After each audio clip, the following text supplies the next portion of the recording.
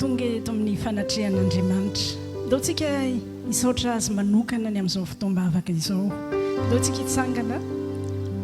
hiditra amin'izany fanatrehan'Andriamanitra izany. Vavakantsika to. Raha eo mankasitraka anao amin'ny anaran'i Jesosy izay ny amin'izao alahady 14 septembre 2025 izao, nanaovanao fotoana manokana, rendez-vous manokana ho an'ny tsirairay avy eto amin'ity toerana ity sy any tokantrano any manaraka izao fotoana izao. Mankasitraka anao zay fa ianao raha miantso anay tahaka izao dia tsy maka fanahinay fa misy tanjonao manokana ary misy hevitra everanao zay hevitra mitondra fiadanana ho anay tsirairay avy androany. Sokafanay malalaka ho anao ary zao fotoana izao fa namasonao mba ianao no anjaka tanteraka, andrainy contrôle amin'ny isa-tsegondra amin'ity fotoana ity ary atateraka amin'ny atsipiriany izay ao am-poniny ray ho an'ny tsirairay avy izay tonga eto na manaraka ny tokantrano any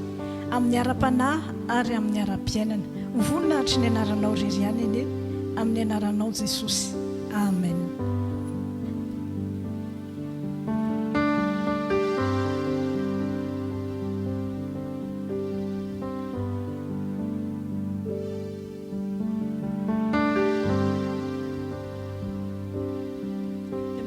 Mirabasika ndray ry havana tonga ao anatin'izao fotoam-bavaka izao anatin'ny fanatrehan'Andriamanitra. Alohan'ny hipetrahanao dia mba harabao ny manodidina anao,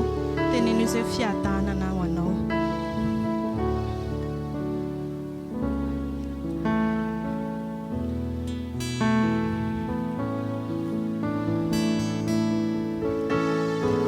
Afaka mahazo toerana ianao tompoko.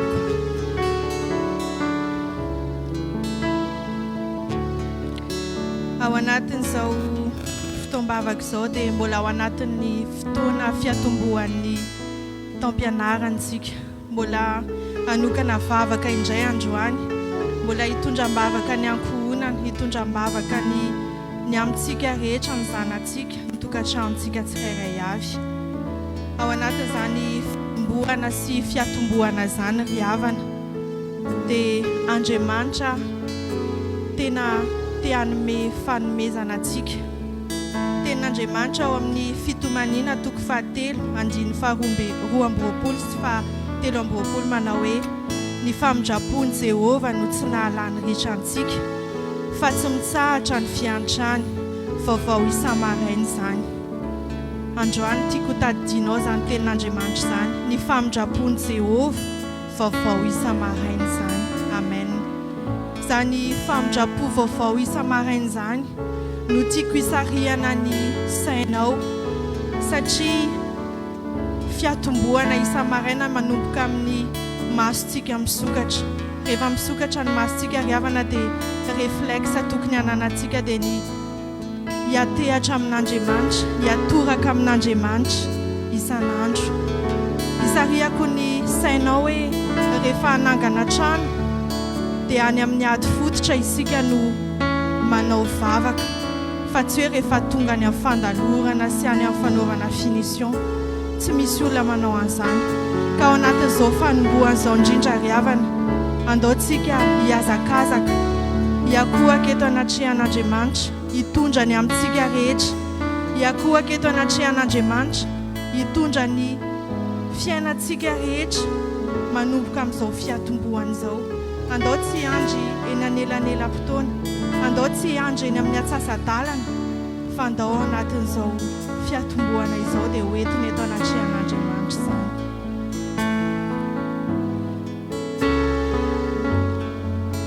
Andao ataovy manomboka ao anatin'ny fonao izany. Ao anatin'ny fonao dia atombohy ny vavaka hoe manomboka izao dia ny amiko rehetra hoentiko eto anatrehanao Andriamanitra. Izao fotoam-bavaka izao miatomboka hoentinay eto atombotra ao Jesosy. Ny aminay rehetra izay nokasainay rehetra ho atomboka amin'izao volana septambra izao dia hoentinay eto anatrehanao.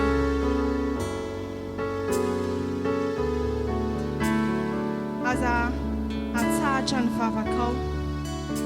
fa tena hoe afaka détaillenao tsirairay zany fiatomboana tianao hiatomboka hiaraka amin'ny Jesosy zany.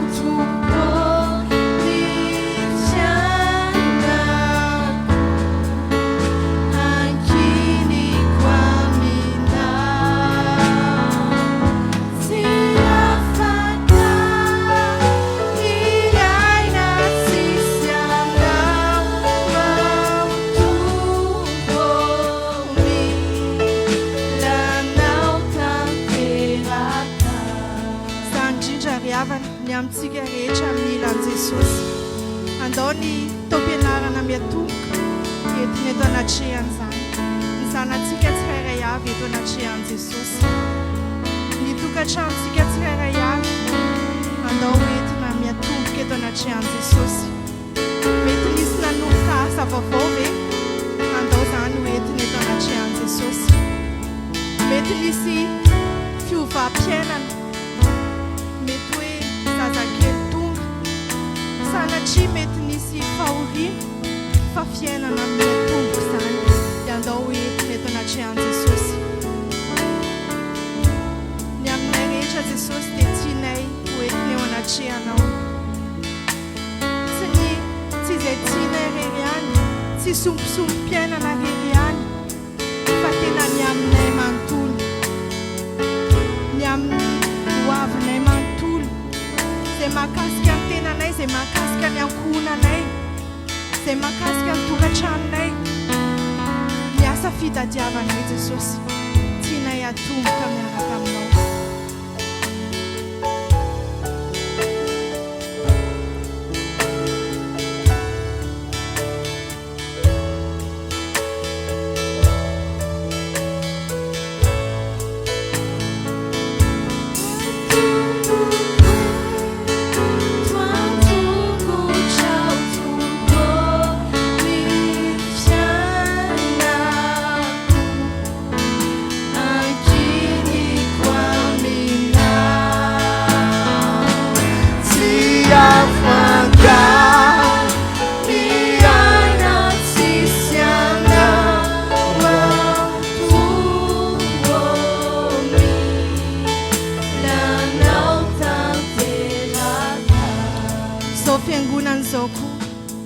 Mila fanombohana miaraka amin'ny Jesosy efa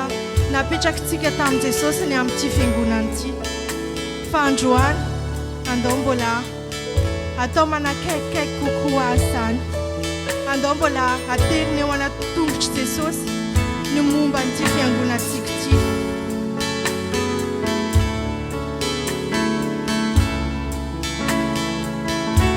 Jesosy io ndreto izay miaraka eto vonizay Jesosy anomboka fiainana miaraka aminao vony zao fiangonana zao Jesosy anomboka fiainana miaraka aminao ny fiainam-panahana ihany koa Jesosy tianay atomboka miaraka aminao ny fivoarana ara-panahy Jesosy tianay ho eo atombotrao ny anombohanay izany tsy vita ny herinay zany Jesosy tsy vita ny sandrinay zany tsy vita ny fientanam-po aty anatinay fa ny herinao irery ihany ianao Jesosy efa niteny fa tsy amikely na ampatanjahana fa amin'ny fanahy ianao irery ihany dia zany indrindra Jesosy io no hiazaka zahanay reto androany hanomboka fiainana miaraka aminao eo atombotrao ianao Jesosy tsy mandao anay ianao Jesosy tsy andao an'izao fiangonana izao ka zany indrindra Jesosy io anakekezana ianao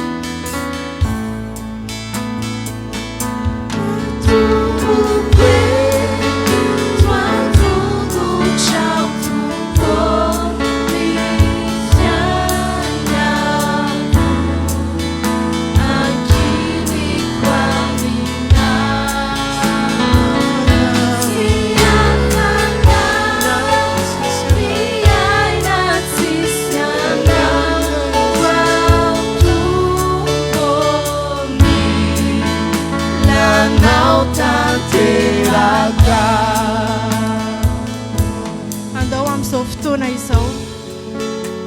mety hoe mbola tsy ao anatin'ny olana ianao mety hoe mbola tsy mandalo olana ianao fa andao hiazakazaka sahady eo atongotry Jesosy mety hoe misy zavatra efa tsinjonao mety hoe tsy izao dia izao fa andao atomboka tenyizao tsy fiangonana ty mivadibadika ny fiainan'ny fiangonana fa zao ny zavatra fantatritsika Jesosy tsy mivadika mandrakizay andao eo amin'izany Jesosy mpanjaka Jesosy tsy mivadika izany no anakinantsika amin'ny fiainan'ity fiangonantsika ty izany no anakinantsika amin'ny fiainantsika tsirairay avy reto ataovy mihitsy izany vavaka izany raha efa fantatrao no mety hoe olana sanatry tsy maintsy atrehanao dia tonolo mihitsy izany Jesosy ty olana anankiray ty mety hoe tena mbola mois de décembre ty vao tena amay be fa zao Jesosy azao dia efa apetraka eo atongotrao zao Jesosy dia efa omeko anao ny fahefana omeko anao ny fanjakana Jesosy manjaka eo amin'izany olana Jesosy eo ianao tsy hamelanay homenatra mandrakizay ianao tsy hamelan'izao fiangonan'izao ho afa-baraka mandrakizay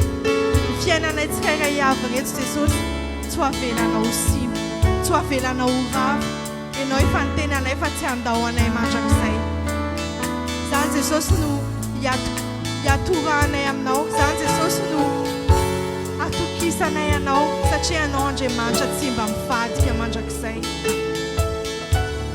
ianao ilay Jesosy mpanjaka ny zavatra rehetra mpanjaka hatrany an-danitra hatraty an-tany hatrany ambany tany anao ny fanjakana rehetra izany no Andriamanitra hiatoranay izany no Andriamanitra hivavahanay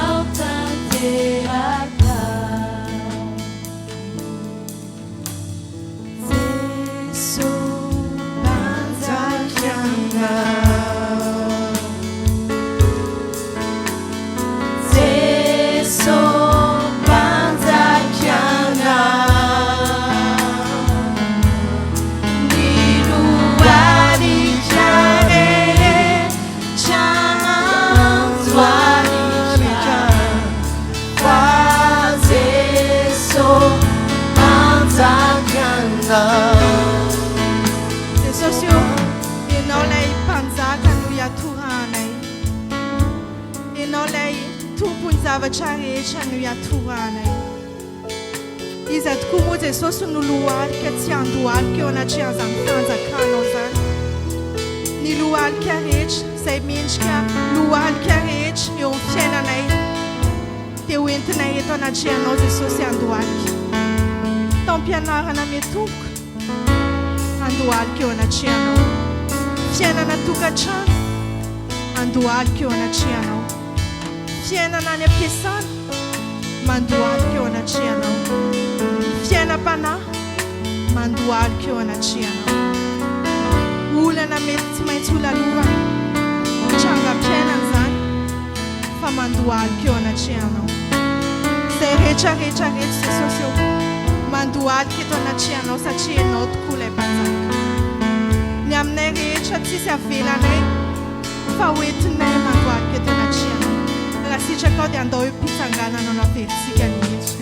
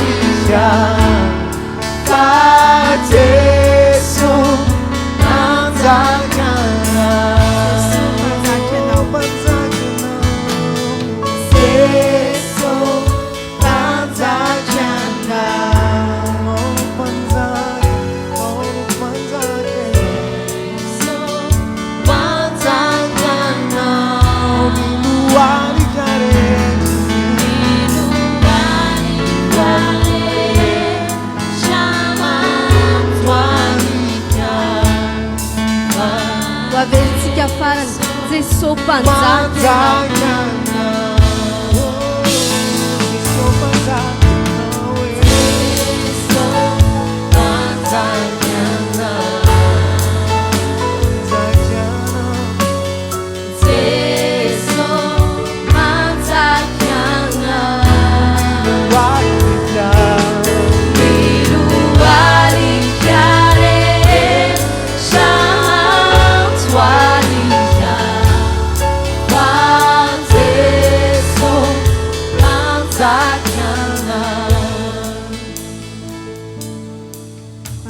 Andriamanitra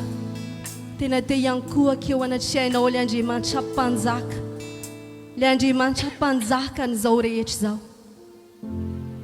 araka ny nambarany tononkira hoe lohalika rehetra dia andohalika dia androany izay te hanindraindra anao Andriamanitra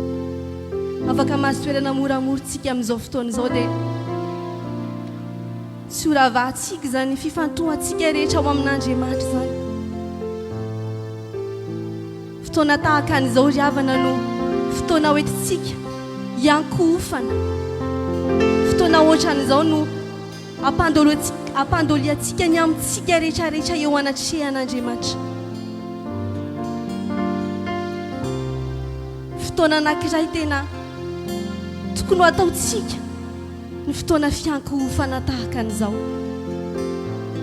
no tsy ataontsika fotoana mandalo fotsiny fa ny amintsika rehetrarehetra mihitsy no entintsika miditra tanteraka mba tena iankohaka eo anatrehan'ilay Andriamanitra mpanjaka no tena tsy iankohaka amina zavatra hafa androany fa iankohaka amin'Andriamanitra irery any ndao akisaka mihitsy ny momba antsika tsirairay avy androany fa tena anatitra fiankofana le fiankofana tsara indrindra androany ndao mba ho atolotritsika ho an'Andriamanitra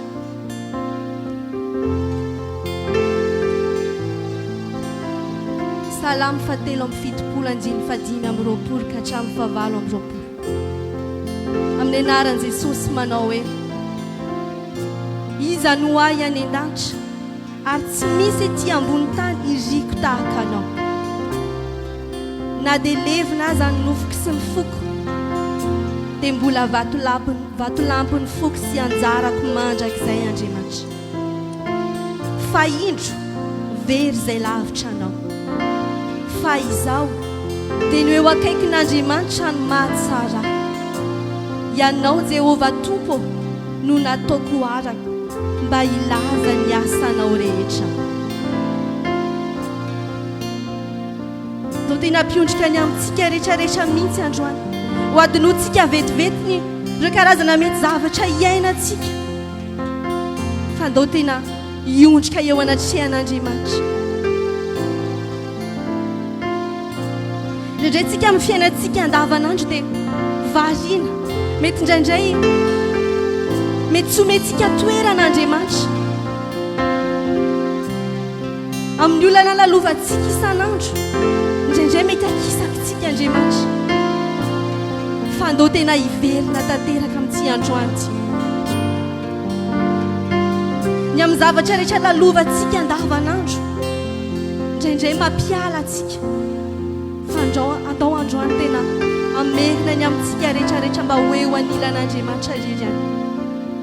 mba ho eo akaikin'Andriamanitra irery any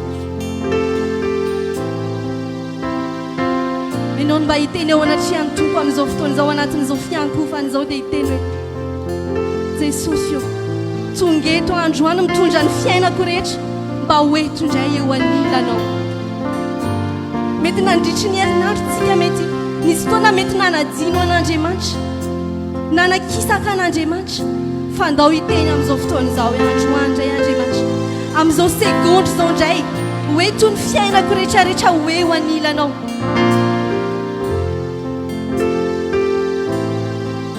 teneny mihitsy sy tono ny fiainako rehetrarehetra mba ho eo anilanao mba ho eo akaikinao tany sahatra anatin'ny fonao rehetrarehetra hoe Jesosy io tia ny foko androany ho ento eo anilanao tia ny saiko androany tia ny fanahiko ny fahatsapana rehetrarehetra ny natroka no ho ento eo anilanao tena hoe tsy mbola nilana zavatra fa tena hisafidy androany Andriamanitra nisafidy ny toetra eo anilanao tombony be riavana ny mba hahafahantsika manatrika fotoana ohatran'izao no tsy ataontsika fotoana very fotsiny ny fotoana lantsika fa tena hoe tsika tena hiankofana sy toerana eo akaikin'Andriamanitra alohany mba hirantsika n'izany izy zany dia ianao mihitsy aloha no asaika amin'izao fotoana izao tena hoe ny fiainako rehetrarehetra ho eto androany aza vela misy na dia apahana fiainana anankiray arandroany tsy ho eo anilanao Andriamanitra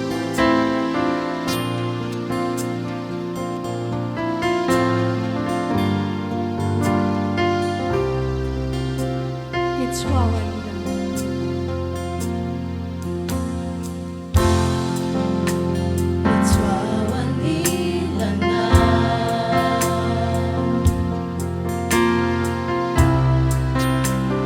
Chemin jahisa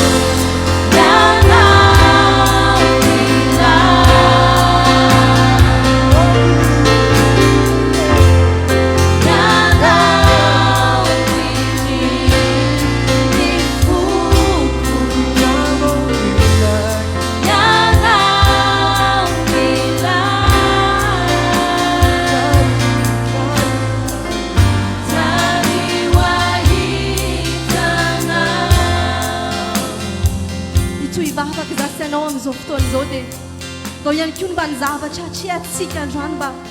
hoentintsika eo anatrehan'Andriamanitra dia hiteny hoe tiako androany fiainako rehetrarehetra no eo anilanao Andriamanitra. Tsy haiko hoe inona ny zavatra mety lalovanao androany. Misy karazana mety zavatra sarotra ve mety lalovanao hoeto eo anatrehany amin'izao fotoana izao. Hoe izao zavatra sarotra lalovako izao dia hoentiko eo anilanao Andriamanitra. Tena hoe tsy hoentiko eo anilana mety ranomaso fa hoentiko eo anilanao Andriamanitra. Tsy hoentiko eo anilana mety fitarainana fa hoentiko eo anilanao Andriamanitra. Teneno mety misy zavatra ve mba mety mampatahotra anao andro aman'alina. Teneno hoe zany zavatra zany hoentiko eo anatrehanao Andriamanitra. Mba tiako eo anilanao.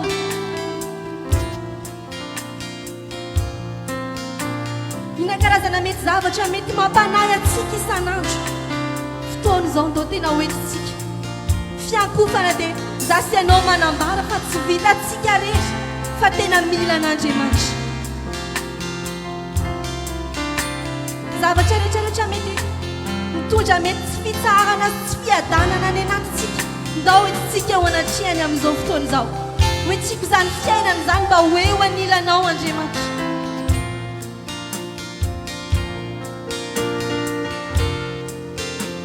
Ireo zavatra rehetra lalovantsika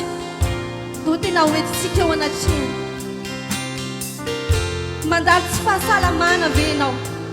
hoeto hoe tsy androany tsy fahasalamana mba tiako eo anilanao Andriamanitra. Mandalo karazana fahasarotana ve ianao, mandalo karazana tsy fisina ve ianao teneno hoe tsy androany hoentiko izany rehetra izany mba ho eo anilanao Andriamanitra. Izay fiainana iainanao mihitsy amin'izao fotoana izao teneny eo anatrehany. Raha mba tianao Andriamanitra ny andray an-tanana, raha mba tianao Andriamanitra hiditra misehatra amin'ny zavatra lalovanao io, teneny hoe tsy miambiko rehetrarehetra hoetra eo anilanao.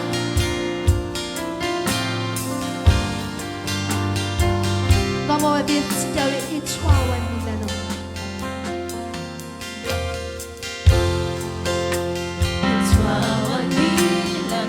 Resa eo anatrehany tokoa mihitsy amin'izao fotoana izao hoe ny fiainanao rehetrarehetra mba tianao eo akaiky.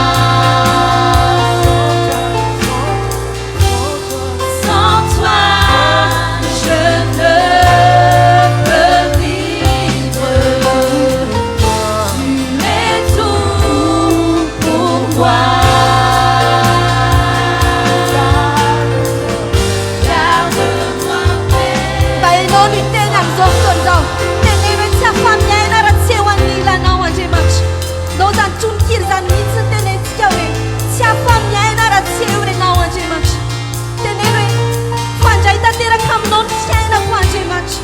miankina tanteraka aminao ny fiainako Andriamanitra toy ny aviko rehetrarehetra tiako hoe ho anilanao ny amakivakinany zany mba tenenao anaty any tompo amin'izao fotoana izao tsy afa-miaina raha tsy eo ianao Andriamanitra toy ny fiainako rehetrarehetra dia tiako eo aminao androany Andriamanitra mba ianao mihitsy ny tenao anaty any tompo amin'izao fotoana izao hoe milanao ny fiainanay Andriamanitra milanao toy ny fiainanay no avinay rehetrarehetra milanao Andriamanitra tsy mbola zavatra hafa ny ilainay fa ianao rery ihany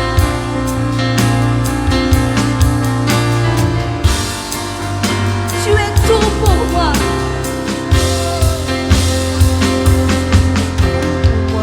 Tu es tout pour moi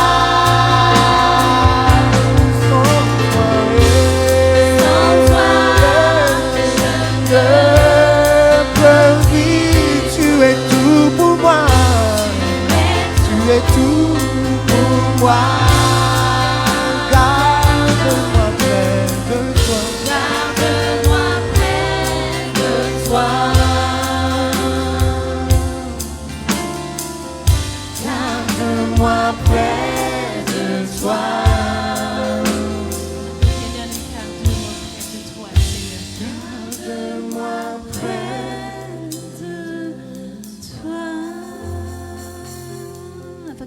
toerana moramoritsika dia mba tsoravatsika zany fifatoatsika zany hoe tsy misy afa-tsy ianao no ilainay tokoa Andriamanitra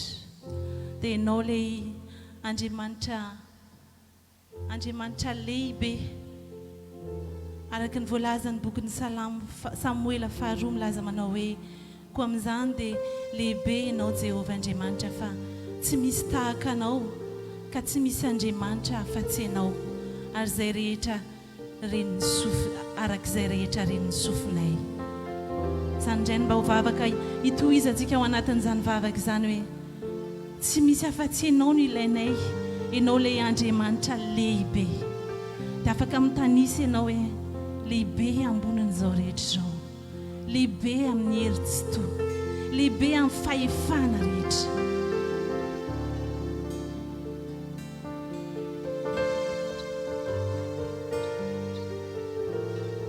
afaka ampitohizanao an'izany taribavaky zoky findona teo izany hoe ianao no ilainay Andriamanitra ianao ilay ambonin'ny zavatra rehetra ambonin'ny hery rehetra ambonin'ny fahefana rehetra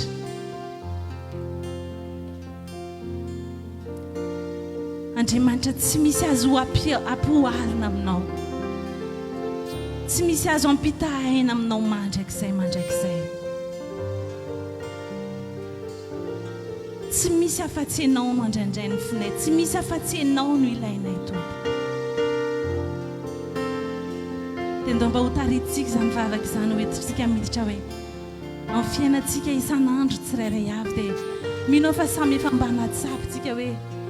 Andriamanitra manompo Andriamanitra velona manompo Andriamanitra mahery manompo Andriamanitra lehibe dia izany no atao vavaka indray mba atomboka ianao amin'izao fotoana izao ndao mba hisaintsaintsika ho inavy ireo fahagagana nataon'Andriamanitra teo amin'ny fiainanao aza mangina fa mino fa samy efa nanaovan'Andriamanitra fahagagana zasy ianao fomba fiseho andriavana no mety tsy mitovy eo amin'ny fiainantsika ny fomba fipoitran'izany no mety tsy mitovy fa samy tanan'Andriamanitra mahery ny asa tao samy Andriamanitra lehibe sy mahery ny asa tao anatin'izany dia izany ndray mba fiankofana hoentsika androany hoe Andriamanitra miankohaka eto anatrehanao ny aminay iray manontolo tsy fotoana fahazarana fa tena mba hararoty manokana mihitsy zao fotoana fiankofana izao hoe Andriamanitra miankohaka tanteraka izay no ireo fahagagana rehetra nataonao teo amin'ny fiainanay miko fotoana foy ianao mba afaka hitanisana dia ray sy roa ao anatin'izany ara fa zava-dehibe ny voany zany ny vavanao androany mba horen'ny fanahy rehetra fa ianao ilay zanak'Andriamanitra velona ianao ilay zanak'Andriamanitra lehibe izay nanaovany fahagagana ianao ilay zanak'Andriamanitra mahagaga ianao ilay zanak'Andriamanitra mahay ny zavatra rehetra tamin'ny fotoana mety efa tsy nieritreretanao tsony efa tena tsy izy tsony ny amiko mety efa mieritreritrana hoe mety tsy afaka tsony a fa teo indrindra Andriamanitra ny naneho ny maha-Andriamanitra lehibe azy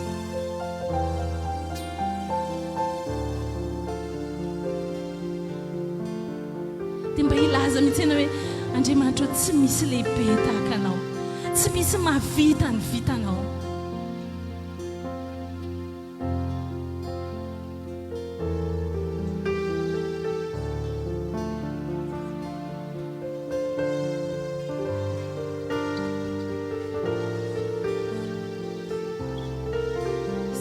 isan'andro dia manao fahagagana amintsika Andriamanitra riavana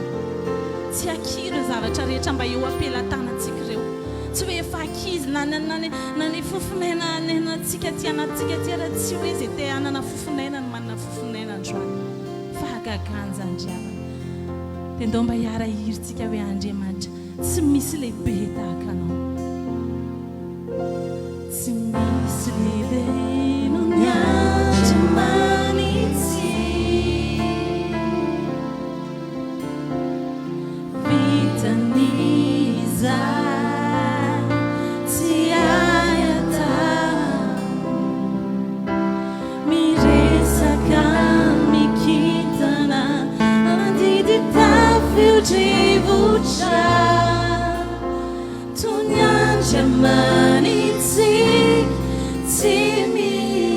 Saya mbola ho averitsika hoe tsy misy lehibe noho ny Andriamanitra tsy misy lehibe noho ny Andriamanitra vitan'izay tsy haitsika atao riavana vitan'izay tsy hay atao miresaka mikita manodidiny tafio-drivotra tsy misy lehibe noho ny Andriamantsika riavana tsy misy Andriamanitry ny fagagana ny asa iza no asakana Andriamanitry ny fagagana ny maty aza natsangana Andriamanitry ny fagagana ny momombe ny zanaka ny fagagana tao ianarany Jesosy ndao averitsika hatramin'ny voalohany an'izany izy zany tsy misy lehibe noho ny Andriamanitra zay tompo sy tomponao io tsy misy Andriamanitra hafa fakasolo an'izany mandrakizay tsy misy lehibe noho ny Andriamanitra vitan'izay zavatra tsy haitsika atao riavana izay tsy hay atao miresaka mikita manodidiny tafio-drivotra izy mba hangivotra toy ny Andriamanitra tsy misy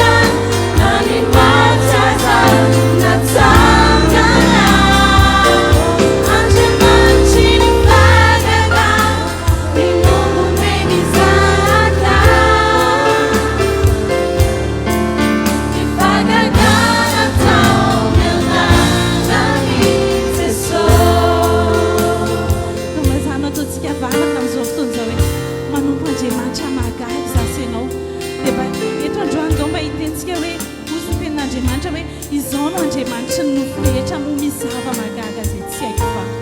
androany miteny araky ny tononkiratsika tao dia milaza izy hoe vitan'izay tsy haitsika atao izy rery ihany amin'ny mahandriamanitra lehibe sy mahery azy no afaka miresaka mikitana sy ny volana ka izy anao zay zasy ianao zay noforoniny zasy ianao zay toy ny anaka andriamasony afaka misadrese manovaka amin'andriamanitra ianao androany raha misy zavatra mety andalovanao manokana androany zany fotoana hito rahantsika mitombo androany andriamanitra ianao le andriamanitra ny fahagagana tsy irahira fotsiny irahirana eto andriamanitra fa andriamanitra ny fahagagana ianao andriamanitra mahay ny zavatra rehetra ianao andriamanitra mahagaga ianao zavatra rehetra ataonao dia fahagagana avokoa ndo mba anaiky an'izany amin'ny fotsika mihitsysika na dia mety misy ana zavatra mandalo eo amin'ny fiainantsika androany fa rakaraky ny aneketsika androany eo andriamanitra mahagaga ny andriamanitra tokotsika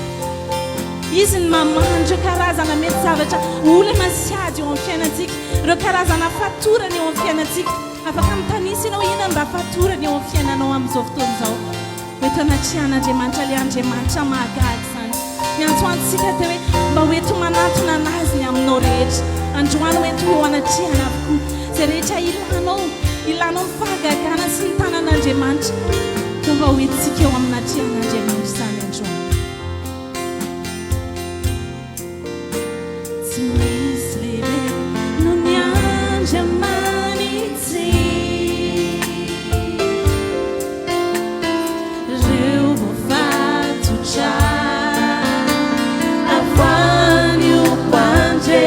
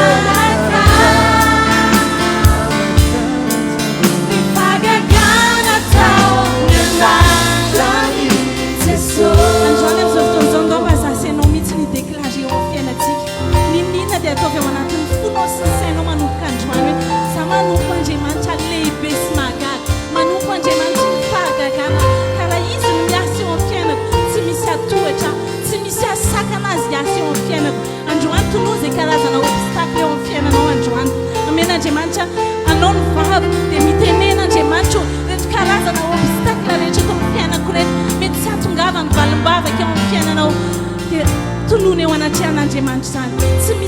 tsy misy masakana raha ianao no miasa ao anatin'izany karazana obstacle zany Andriamanitra ianao rehetra no afaka mandrava an'izany ianao no afaka manangana zay rehetra resy ihany koa androany Andriamanitra dia mba hoeto eo anatrihan'Andriamanitra ninina mety karazana faharesenao ninina karazana zavatra mety efa reraka any anatin'ny fiainanao ao anatin'ny fonao na mety ny ainao mihitsy nitsaronao reraka ny herinao mihitsy nitsaronao reraka androany Andriamanitra manangana zay rehetra reraka androany le Andriamanitra ny fahagagana mampandresy zay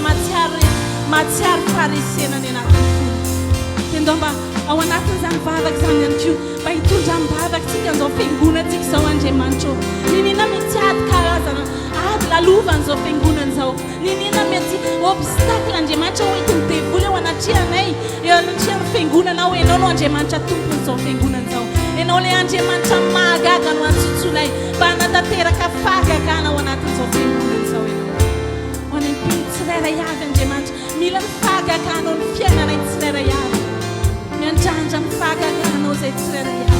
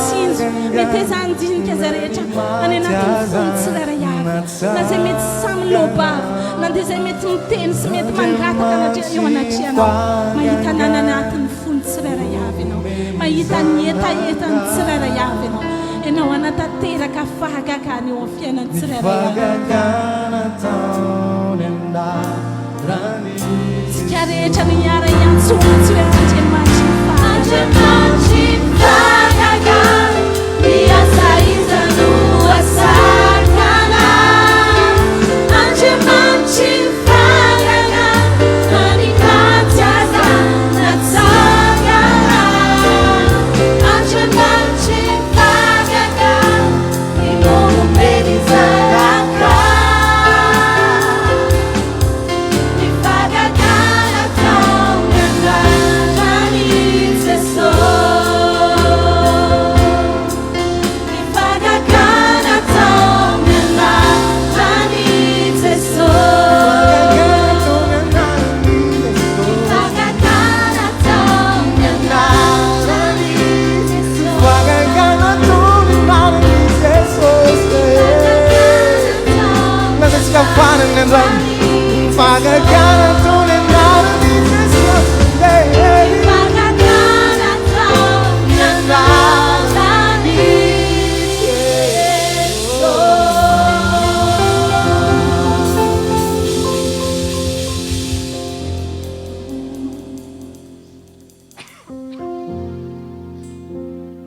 Lomba iverenantsika hipetraka androandro sitraka indrindra dia mba irantsika mamery izao vavaka izao.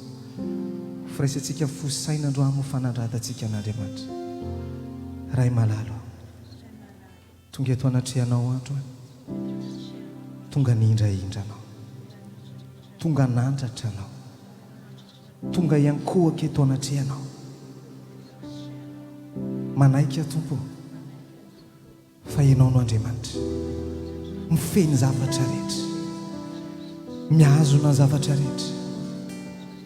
mibaiko ny zavatra rehetra. Ianao no Andriamanitra mandrakizay, ianao no Andriamanitra fiandohana, ianao no Andriamanitra fiafarana. Zao rehetra izao Tompo, manaiky anao.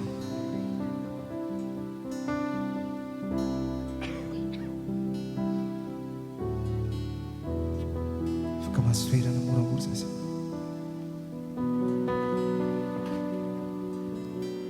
Anao fanjakana anao ny herianao voninahitra mandra. Anao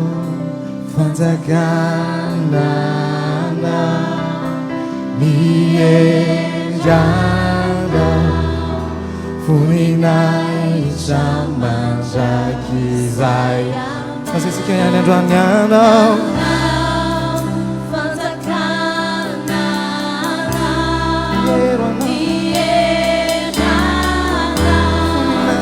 voninahitra tsika mifosika rehetra ihany androany lasandrato izy lazao anao anao.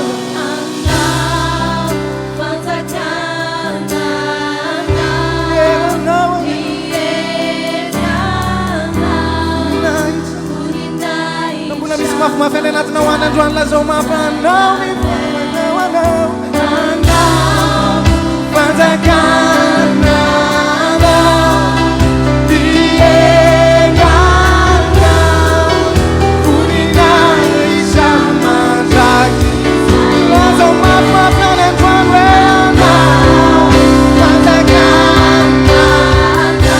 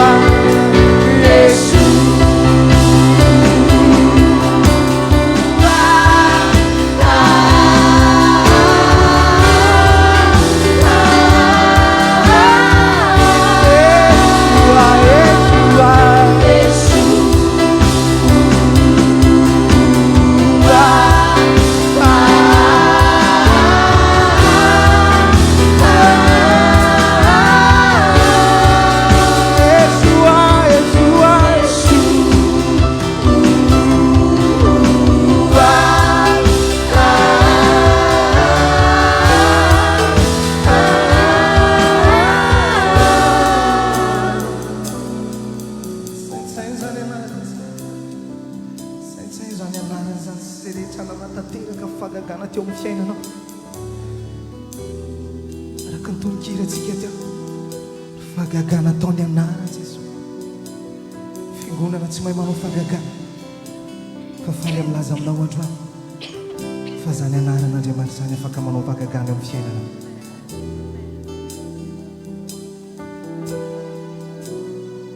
Tsy mety ho eritreretin'ny olona fa ho anarana ambony indrindra eto amin'ity zao tontolo zao ty.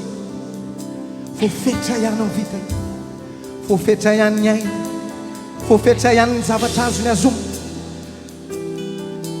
Fa tonga eto zasenao anandratra sy anindraindra le Andriamanitra tsy azo ninina azomina mandratra. Ny anaran'i Jesosy, Yeshua, Mashia, naranao naranao indra Yeshua, Yeshua.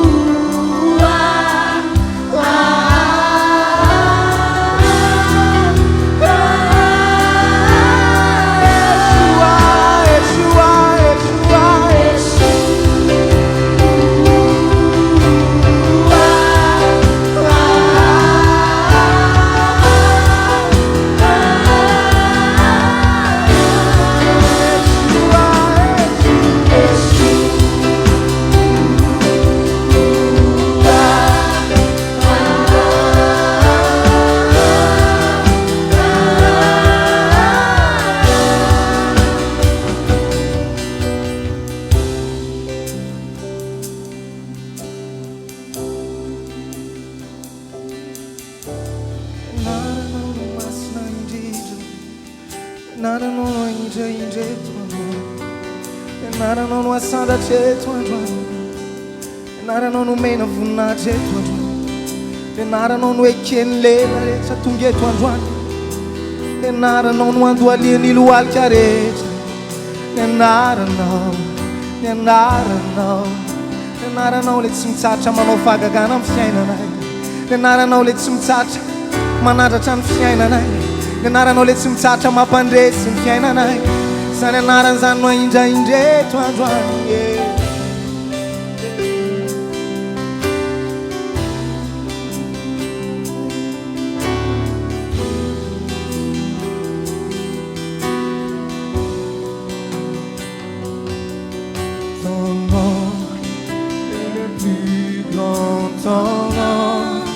Et tout puissant, ton nom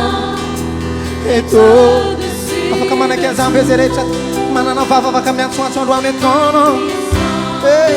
Autorité, Royaume, royaume, et dignité, ton nom est au-dessus. C'est notre mafia and ton nom, oui ton nom, ton nom est le plus grand.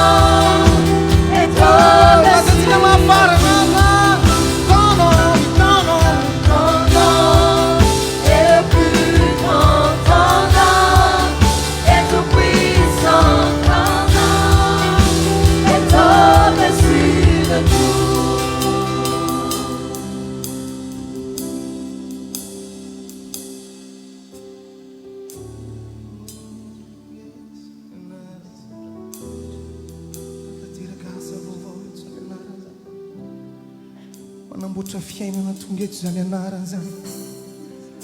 préparer fiainana ray manontolo zany fiainana zany anarany zany, transformer fiainana ray manontolo zany anarany zany, manifester ny heriny zany anarany zany, raha efa nitononona ka nahomby sy nahavokatra tamin'ny lasa rehetra zany anaranao zany, tononay koa androany Andriamanitra vokatra ao anaty ity fotoana manokana ity. Misy fiantraikany manokana any anaty lalon'ny fiainany tsirairay avy ny anaranao.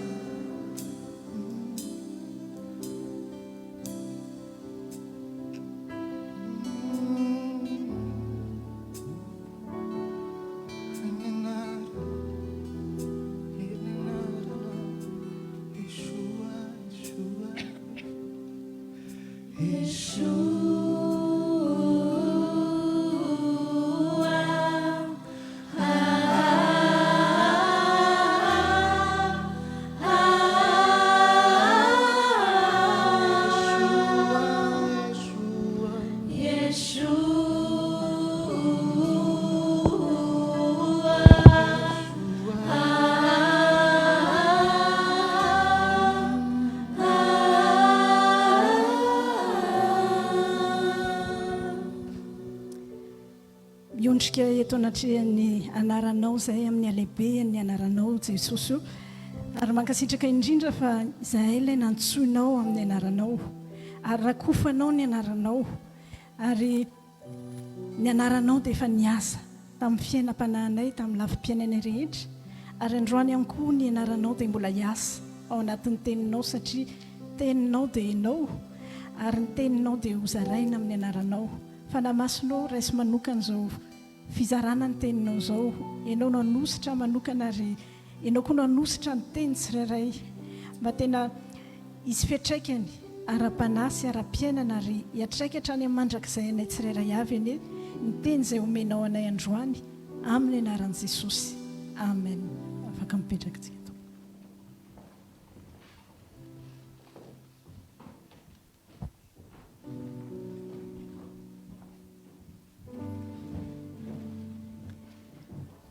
Mamerina ny arahaba ho antsika tsirairay avy amin'ny anaran'i Jesosy tompoko. Faly ny arahaba manokana izay efa ela tsy hita, faly be izay miaraka aminareo amin'ny anaran'i Jesosy. Andray ny tenin'Andriamanitra tsika, horaisintsika ny tenin'Andriamanitra amin'ny Jakoba 3:20 sy 20 amin'ny anaran'i Jesosy. Ny vava iray ihany no ivoan'ny fisaorana sy ny fanozonana ry rahalahako tsy mety raha misy zany. Mono loharano va mamoaka ranomamy sy mangidy eo amin'ny vavany iray ihany. Dia tohizantsika eo amin'ny Matio 2:20. Fanjakan'ny lanitra dia tahaka ny mpanjaka izay nanao fanasana fampakaram-bady ho an'ny zanany lahy. Ray masonao nanamasinana ny fahamarinana fanteninao fahamarinana. Amen. Taridalana omen'Andriamanitra antsika ry havana amin'ity volana septambra ity dia volana famafazana, volan'ny famafazana ary volana natao hamafazana. Ao amin'ny ara-panahy dia izay asain'Andriamanitra ataontsika ka ataontsika dia izay no hitahinantsika. Izay asain'Andriamanitra tanterahantsika ka tanterahantsika dia izay no hitahin'Andriamanitra antsika. Ary izay asain'Andriamanitra ho ataontsika sy tanterahantsika ka ataontsika sy tena ataontsika izany dia tanterahantsika dia izay no hanambinany sy hanasoavany asainao. Tsy voatery ny fiangonana rehetra mahazo izany taridalana izany ary tsy ny fiangonana rehetra manao an'izany amin'ity volana ity fa izy asainao atsoin'Andriamanitra manokana, asain'Andriamanitra manao an'izany tsika dia izay raha tanterahantsika, raha ataontsika dia izay no hanambinany sy tahiny asainao amin'ny ho avy rehetra. Averina ihany fa misy dikany goavana amin'Andriamanitra ny fisianao eto an-tany ary misy dikany goavana be satria famatotra aminao, famatotra amiko, famatotra amintsika, misy fanahin'olona be dia be, misy fiainana mandrakizay an'olona be dia be, famatotra amintsika dia tarihan'Andriamanitra tsika tsikelikely mba tanteraka an'izay antsony izay eo amin'ny fiainantsika. Famafazana, ny famafazana goavana indrindra eo amin'ny fiainantsika, amin'ny fiarahantsika amin'Andriamanitra dia izasainao mamafavaka tsika ho an'ny tenantsika voalohany indrindra. Vavaka ataontsika dia mamafy zavatra ara-panahy ao amin'ny fiainantsika satria ny vavaka dia famafazana tsy voavidy vola ny vavaka ary tsy maintsy misy fiatraikany amin'ny fiainantsika ny vavaka. Mety tsy hitantsika eo ny vokany fa na hoela no haingana ny vavaka, isaky mivavaka zasainao dia taka mamafy votsika ho amin'ny ara-panahintsika dia tsy hita eo ny vokany fa ao ambadika eo amin'ny tontolo ara-panahy misy asa fafitsika dia miasa iny vona fafitsika iny dia mitranga tsikelikely amin'ny fiainantsika mandra-pahita azo tsapahitanana sy jeren'ny masontsika zany. Dia isaka mivavaka zasenao a dia mamafy vo tsara ho an'ny ara-panahintsika fiainam-panahintsika ary mamafy ho an'ny mavintsika. Isaka mivavaka zasenao dia misy zavatra any an-danitra voafafy any an-danitra dia ilay lanitra mihitsy ny any an-danitra vokatra avy any an-danitra no iseho eto amin'ny fiainantsika andavanandro. Isaka mivavaka zasenao a dia misy fiainan'Andriamanitra midina avy any an-danitra voafafy a dia midina amin'ny fiainantsika tsirairay avy. Dia isaka mivavaka zasenao a dia misy fahatsaran'Andriamanitra midina miraraka amin'ny fiainantsika. Isaka mivavaka ihany koa zasenao dia misy voninahitr'Andriamanitra lasa midina amin'ny fiainantsika. Isaka mivavaka zasenao fa raha toa kosa tsy mivavaka tsika dia tadidio fa misy zavatra afafy lasa voafafy any amin'ny elo ilay izy dia misy zavatra afafy ny Satana fiainan'ny Satana indray no mifafy dia fiainana ratsy zany a eo amin'ny fiainantsika. Tadidio fa isaky ny mivavaka zany zasenao manomboka androany a dia mamafy tsika na ho any an-danitra na ho any amin'ny elo dia ny vokatra avy eo a na vokatra avy any an-danitra na vokatra avy any amin'ny elo. Noho izany tsy azontsika atao ambany zavatra tsony ny vavaka satria ny vavaka dia famafazana vo tsy voavidy vola. Tsy teo eo ny vokany a fa tsy maintsy misy fiatraikany eo amin'ny fiainantsika zany. Manaraka zany famafazana mila fafitsika isan'andro ary voafafitsika foana na mafitsika na everitsika na eritreretintsika na tsy eritreretintsika na tsy conscient zany azytsika dia ny teny alohan'ny vavantsika. Raha namorona ny tany sy izay rehetra eo amin'ny Andriamanitra, namorona n'izao rehetra izao Andriamanitra dia tamin'ny teniny tsy maintsy ny teny alohan'Andriamanitra. Any amin'ny Genesis toko voalohany ihany a ny tenin'Andriamanitra no andohan'ny zavatra rehetra dia tahaka izany koa ny tenintsika teny rehetra mivoaka ny vavantsika dia fiandohana zavatra. Misy zavatra miandoha raha vao manomboka amin'ny teny zasenao,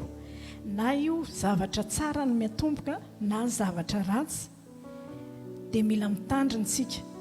Hoy ilay tenin'Andriamanitra tao amin'ny Jakoba teo, Jakoba toko 7:1-12 vava ray ihany ny voan'ny fisaorana sy ny fahanozonana,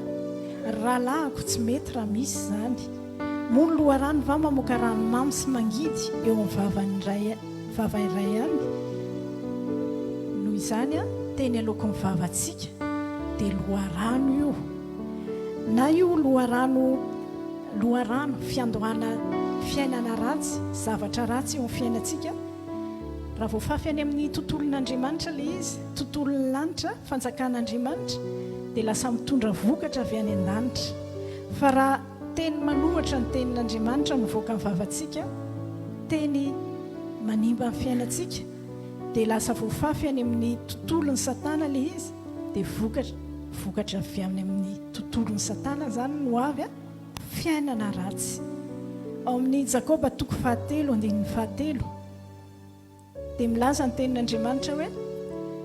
ary raha siantsika lamboridy amin'ny vavan'izao, raha siantsika lamboridy amin'ny vavan'ny soavaly mba hanarahany atsika dia mitondra ny tenany rehetra isika. Ny soavaly ireny rehefa le asaina mitarika sarety moa sa inona kalesy soavaly dia afatotra le mpitondra anazy eo amin'ny vavany le fatotra dia iny no mitarika n'le soavaly mahazo hery be izy dia iny mitondra le kalesy ray manontolo. Dia tahaka izany ihany koa vavantsika izay teny ataontsika eo amin'ny vavantsika eo mitondra ny tenantsika manontolo, mitondra ny fiainantsika manontolo. Dia izay teny alohan'ny vavantsika zany na mitondra fiainana tsara ao antsika na mitondra fiainana ratsy. Averiko ihany hoe voafafy tsy hita eo no eo fa ny fiatraikany kosa tsy maintsy mitranga ny fiatraikany. Misy fiatraikany ilay izy dia tsy maintsy mitranga any aoriana any na ho ela na ho aingana. Ka raha mamafy teny tsara zasenao hoanitsika ho an'ny tenatsika ho an'ny zanatsika ho an'ny tokantranontsika ho an'ny manodidina atsika satria le nyteny dia fiandohana loharano fiandohan'ny zavatra hitranga eo amin'ny fiainana dia le teny a raha teny tsara ny lazaintsika raha teny fanaraka amin'ny tenin'Andriamanitra fanaraka amin'ny fiainan'Andriamanitra dia le teny tonontsika dia misy fiandohana lasa fiandohana fiainana tsara ho an'ny tenatsika ho an'ny zanatsika ho an'ny tokantrano sy ny manodidina atsika any amin'ny Jakoba 3:7 sy 5 dia milaza ny tenin'Andriamanitra hoe indreo koa ny sambo na dia lehibe azy ireny ka entin'ny rivotra mahery dia ahodin'ny familiana kely foana izy ho any amin'izay tiany mpitondra dia toy izany koa ny lela rantsana kely izy kanefa mirehare fatratra indro ny fiavovon'ny atotakazo arehetry ny afo kely sambo lehibe ireny sambo lehibe a raha vao misy ny tafio-drivotra dia tsy maintsy samboaravoara foana izy fa misy rantsana kely hoy ny tenin'Andriamanitra familiana kely hitondran'lay ahodin'lay mpitondra n'lay sambo dia lasa manaraka le sambo lasa tsy mivenany amin'ilay lalana tokony alehany dia toy izany koa ny lelantsika rantsana kely ampafiriny ny habehan'ny vatantsika io lela io a fa io rantsana kely io afaka mamily atsika arakaraka ny amilitsika an'io a dia io no amily ny fiainantsika hoe ho any amin'ny fiainana tsara sa ho any amin'ny fiainana ratsy dia tena mila mitandro ny zasenao isan'andro mila mametraka fanontaniana foana tsika isan'andro hoe tompo izany zavatra teneniko izany ve mety ho an'ny tenako ho an'ny mpianakavy ho an'ny olona manodidina voafafy any an-danitra ary izany teniteneniko izany sa voafafy any amin'ny elo mila mitandro ntsika isan'andro mba hamafy teny ho ao amin'ny fanjakan'Andriamanitra ho ao amin'ny fiainan'Andriamanitra satria fiandohana fiainana loharano ilay teny avoakan'ny lelantsika vavantsika dia mety ho zavatra tsara fiainana tsara na zavatra ratsy sy fiainana ratsy fahatelo dia mila mamafy zasenao amin'ny fanjakan'Andriamanitra hoy ny tenin'Andriamanitra izay antsika loatra ny amin'ny Matio 5:7 hoe fakatsao aloha ny fanjakany sy ny fahamarinany dia hanampy ho anareo izany rehetra izany inona ny dikan'ilay hoe katsao dikany anankiray amin'ilay hoe katsao dia hoe tadiavo fatratra ikelezo aina mihitsy andanio fotoana atao izay azonao atao azonan'ilay izy izany no tena hoe fikatsahana le mikatsaka tena hoe araisina ho zava-dehibe ilay fanjakan'Andriamanitra dia ahoana ary no amafazantsika ao amin'ny fanjakan'Andriamanitra famafazana ao amin'ny fanjakan'Andriamanitra dia isaky ny taona olona zasenao olona mba handray an'i Jesosy hitaona olona mba handray zavatra ara-panahy ohatran'izao hoe tsika mandray zavatra ara-panahy ohatr'izao fitaomantsika olona handray izany ihany koa dia fampitomboantsika famafazantsika ao anatin'ny fanjakan'Andriamanitra dia ny lanitra ilay fanjakan'Andriamanitra mihitsy no hiasure no avintsika araka ny teniny teo ao amin'ny Matio 2:20 dia manao fanoharana Jesosy hoe fanjakan'ny lanitra dia tahaka ny mpanjaka izay nanao fanasana fampakaram-bady ho an'ny zanany lahy fanjakan'ny lanitra dia tahaka ny mpanjaka nanao fanasana Andriamanitra isan'andro dia te hanasa olona hanatrika azy te hanasa olona izy ho tonga ao amin'ny fanjakany dia isaky ny manasa olona izany zasenao hoe hanatrika an'Andriamanitra hanatrika fitaombavaka ohatra na hoe olona fantatra hoe izy fa mbola tsy manana an'Andriamanitra asainao izy mba ahafantatra an'Andriamanitra ho tonga ao amin'ny fanjakan'Andriamanitra dikan'izay dia mamafy ho amin'ny fanjakan'Andriamanitra tsika satria ny fanjakan'Andriamanitra dia tahaka ny mpanjaka manao fanasana ndao ataontsika ho fomba fiainana mihitsy izany manasa olona ho ao amin'ny fanjakan'Andriamanitra manasa olona ho amin'izany hoe ohatra hoe fitaombavaka manasa olona ao amina fotoam-bavaka tahaka izao. I Paoly dia nilaza momba ny fanjakan'Andriamanitra any amin'ny asan'ny apôstôly 9:20 dia hoy ny tenin'Andriamanitra momba ny Paoly dia nitory ny fanjakan'Andriamanitra ka nampianatra an'i Jesosy Kristy Tompo tamin'ny fahasahiana be ary tsy nisy fisakanana. Ny apôstôly rehetra moa io, Andriamanitra tena tery amin'ny fanjakany dia izasy ianao no mba hatsony hamafy ho an'ny fanjakany. Dia manentana antsika rehetra mba tena hoe ho fomba fiainantsika hitaona olona ho amin'ny fanjakan'Andriamanitra, ho fomba anankiray azontsika anatanteraka an'izany manasanao hoe isaky ny alahady ataontsika moa ilay izy amin'ity septambra ity fa mbola ho tohizantsika hitoy ary ataontsika fomba fiainana hoe hitaona olona anankiray tsika mba hanatrika fotoam-bavaka, mba handray zava-panahy ilay olona famafazantsika ao amin'ny fanjakan'Andriamanitra zany. Hitoyntsika amin'ity volana septambra ity hivavaka ho an'ny taom-pianarana, hivavaka ho an'ny tokantrano ary hivavaka ho an'ny trano fonenana. Fazatazonina ho anao rery ilay izy fa mba ento ny hafa mba handray ny anjarany ihany koa. Ry havana ny diplôma ny fananantsika tsy afaka miassuré no avintsika, fa zasy ianao tena hoe mamafy ao amin'ny fanjakan'Andriamanitra, izay no assuré no avintsika. Andriamanitra ihany no assuré no avintsika. Dia tahaka izany zasy ianao zahosanao koa antson'Andriamanitra ihany koa tsika mba hamafy ho an'ny hafa araka izay vitanao. Mety olona atao anatin'ny fiangonana, mety olona eny ao an-tokantrano, mety olona eny amin'ny olona tsy fantatra ao akory, mety olona tafaraka aminao dia hitanao hoe za dia mahita olona eo amin'ny kesy ireny, mandalo eo amin'ny kesy, olona tena hoe tsy mipasetampoka ny carte bleue, fa ilay olona ao aoriana tena manome am-pitiavana. Tsy fantatra hoe kristianina ve ilay olona sa tsy kristianina, fa tena manao hoe mandehana fa payeko izy dia payeny, nefa ilay izy nisy ihany ilay vola. Dia tahaka izany koa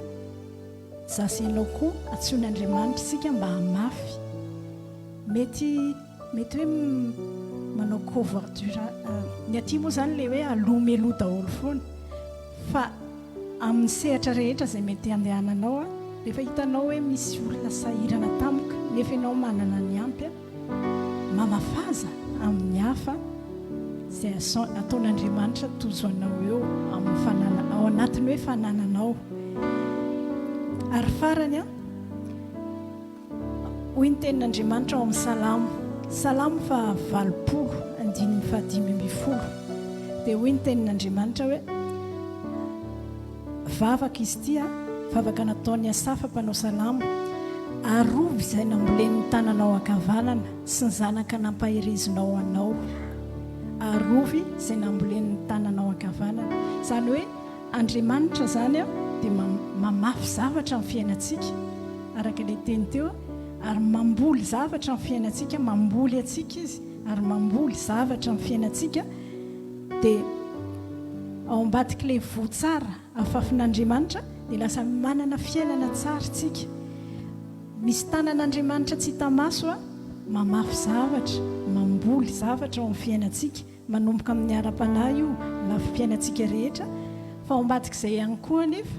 ny devoly, ny satana tsy mijanona fotsiny eo, fa izy ihany koa mamafy. Misy tanan'ny satana mamafy, tsy hita maso fa mamafy zavatra amin'ny fiainantsika. Koa noho izany efa nampianarin'Andriamanitra zasy ianao teo hoe mamafy ho an'ny ao amin'ny lanitra, ao amin'ny fanjakan'Andriamanitra, dia mba ilay vokatra avy any an-danitra no midina amin'ny fiainantsika, ary tsy hamafy intsony ao amin'ny tontolon'ny elo tsy tontolon'ny satana, dia mba ilay tsy zavatra ratsy no ambolena eo amin'ny fiainantsika, avelantsika ho ambolena eo amin'ny fiainantsika. Fa androany ihany koa ao anatin'ny vavaka ho antsika tsirairay, ho an'ny taom-pianarana, ho an'ny tokantrano ary ho an'ny trano fonenana, dia ho arodana, ho tapahana izay rehetrarehetra nambolen'ny fanahy ratsy ao amin'ny fiainantsika satria Jesosy mihitsy no miteny hoe ao amin'ny Matthieu 5:17 ary izy namaly hoe namaly ka nanao hoe zavatra rehetra izay tsy nambolen'ny raiko izay any an-danitra dia ongotana. Androany ny ratsy rehetra voaratsy rehetra nafafin'ny Satana izay nambolen'ny Satana tao amin'ny fiainako sy ny fiainanao mety tsy fahavokarana ilay izy, mety ozona, mety fahavoazana miverimberina, mety hoe aminao, mety efa hitanao tamin'ny ny fianakaviana taranaka rehetra teo aloha dia androany ongotana izany, horavana ary hotapahana, horavana amin'ny anaran'i Jesosy satria ny anaran'i Jesosy rery ihany. Tsy ny pastera, tsy zasy ianao no afaka mandrodana sy manakana sy mandravana izany, manafona an'izany, fa ny anaran'i Jesosy izay gaga mihitsy hoe hatrany amin'ny voalohany fitariana rehetra nomen'Andriamanitra dia momba ny anaran'i Jesosy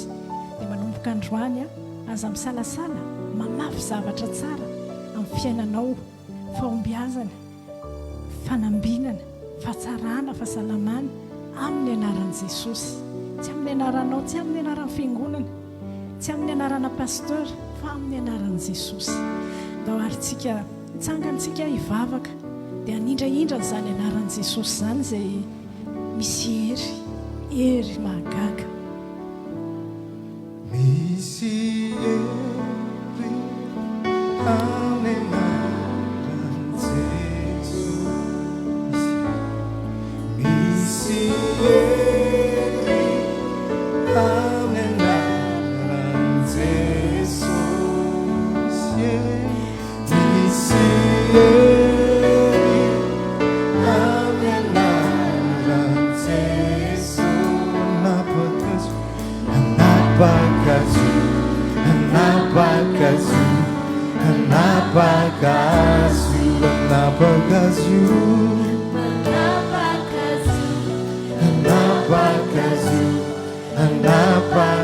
Raha inonao izany anaran'izany ndao ilaza ihany androany misy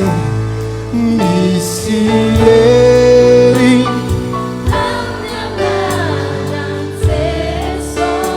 izao mifonao rehetra ihany androany misy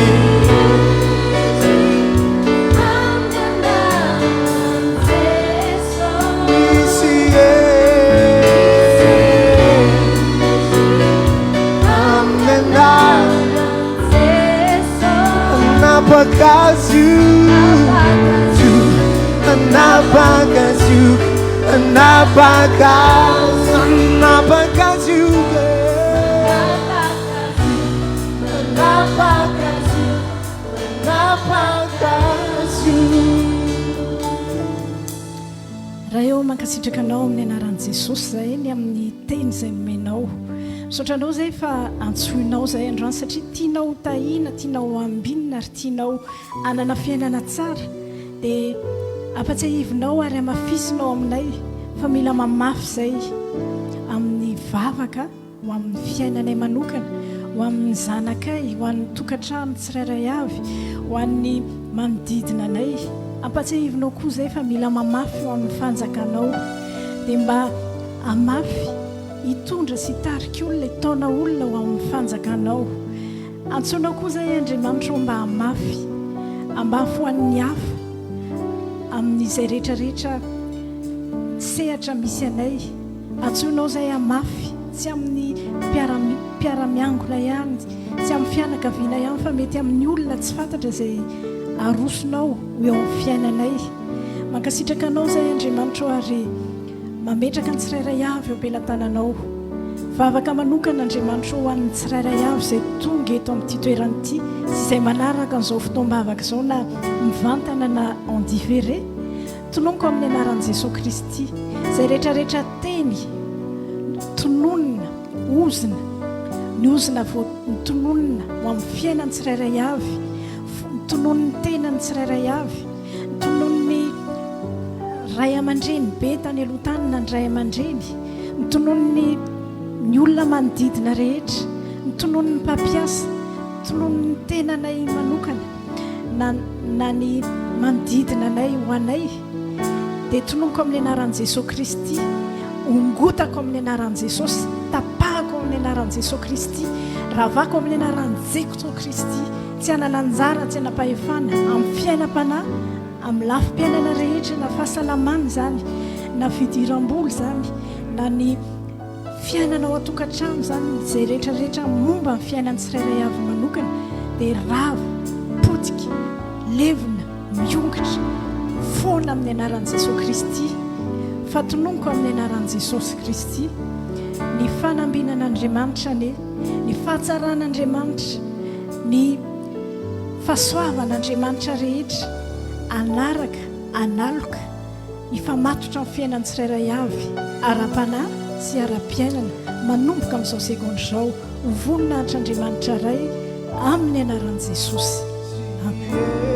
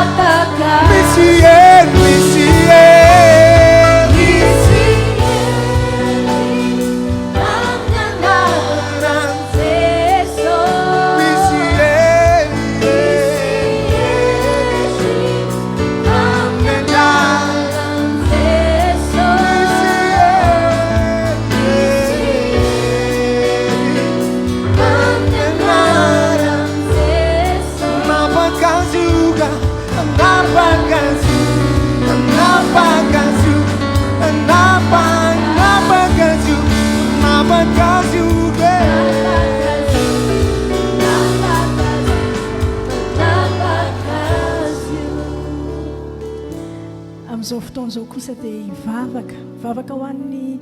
zanatsika isika vavaka ho an'ny taom-pianarana amin'ity 2025-2026 ity ary anapaka andrava anongitra izay rehetrarehetra tsy nambolen'ny tanàn'Andriamanitra fa nambolen'ny fanahy ratsy tao amin'ny fiainan'ny fianarany zanatsika fiainan'ny zanatsika manokana vavaka arytsika to raha eo mankasitraka anao zahay ny amin'ny taranaka izay nomenao ny zanaka tsirairay nomenao ny mpanomponao tsirairay avy izay tonga eto sy manatrika ny atokantrano any ny taranaka rehetra ny zaza rehetra mbola ateraka mbola omenao dia ankasitrahanay anao sahady Andriamanitra ny zanaka rehetra mbola omenao ny tsirairay avy izay mbola maniry izany ny taranaka rehetra izay mbola omenao anay génération rehetra omenao anay tsirairay avy hatramin'ny génération farany indrindra sy izay hovadin'izy ireo avy mankasitraka sahady izay Andriamanitra isaoranay anao ireo zanaka efa nomenao sy izay mbola omenao mankasitraka izay ny amin'izay rehetra efa nataonao ho an'ny zanakay tsirairay avy ho an'ny taranakay tsirairay avy amin'izao fotoana ny taom-pianarana izao dia tondra ny ankizy tsirairay zahay tondra ny tanora tsirairay avy eo anatrehanao tondra ny olon-dehibe izay mianatra ihany koa mankasitraka anao izay ny amin'ny fitahiana rehetra efa natobaka ao tamin'ny fiaina scolarité an'izy ireo tsirairay avy saoranay anao Andriamanitra mankasitraka izay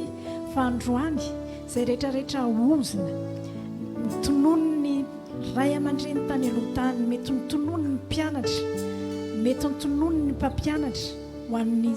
mpianatra tsirairay avy manomboka ny zokony indrindra hatramin'izany indrindra dia ongotako amin'ny anaran'i Jesosy pitehako amin'ny anaran'i Jesosy ravako amin'ny anaran'i Jesosy ary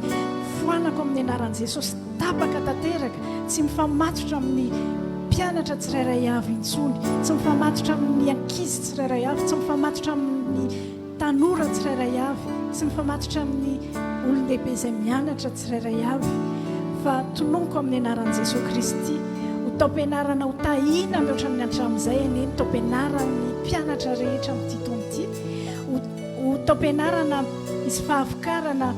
en qualité tsara lavitra noho ny hatramin'izay ane ny vokatry ny taom-pianarany tsirairay avy amin'ity taona ity ho taom-pianarana tena misy tanan'Andriamanitra mboly zavatra tsara amin'ny fianarana, mbola tsy nisy ohatr'izany ane taom-pianarana tsirairay avy amin'ity taona ity, ary ho taom-pianarana tena arakofa ny voninahitr'Andriamanitra, anehoan'Andriamanitra ny voninahiny ane taom-pianarana tsirairay avy amin'ity taona ity, ho voninahitr'Andriamanitra raisy Jesosy ary ny fanahy masina amin'ny anaran'i Jesosy. Amen.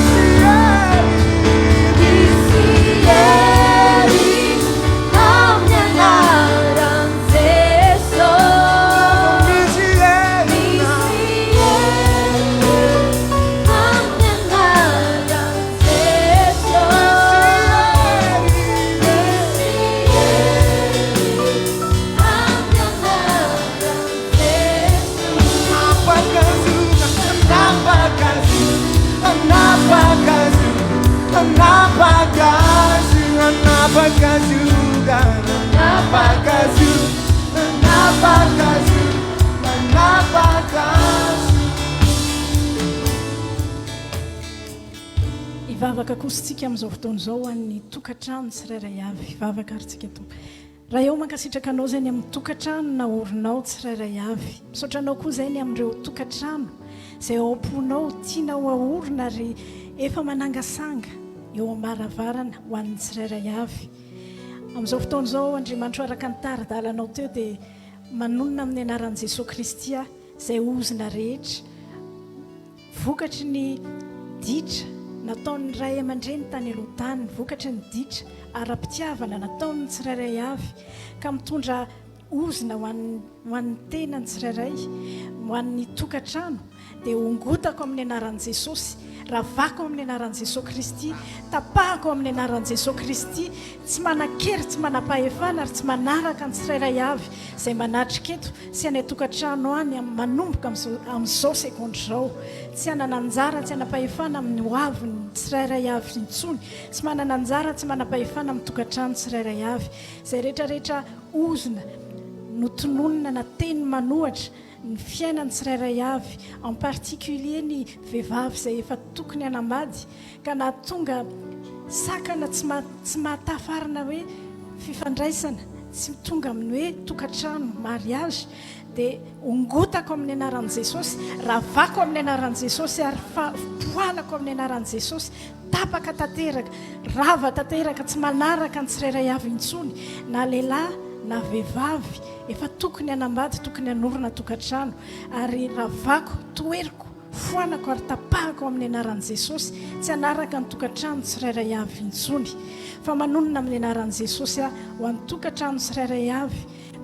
fiadanan'Andriamanitra, fitahian'Andriamanitra,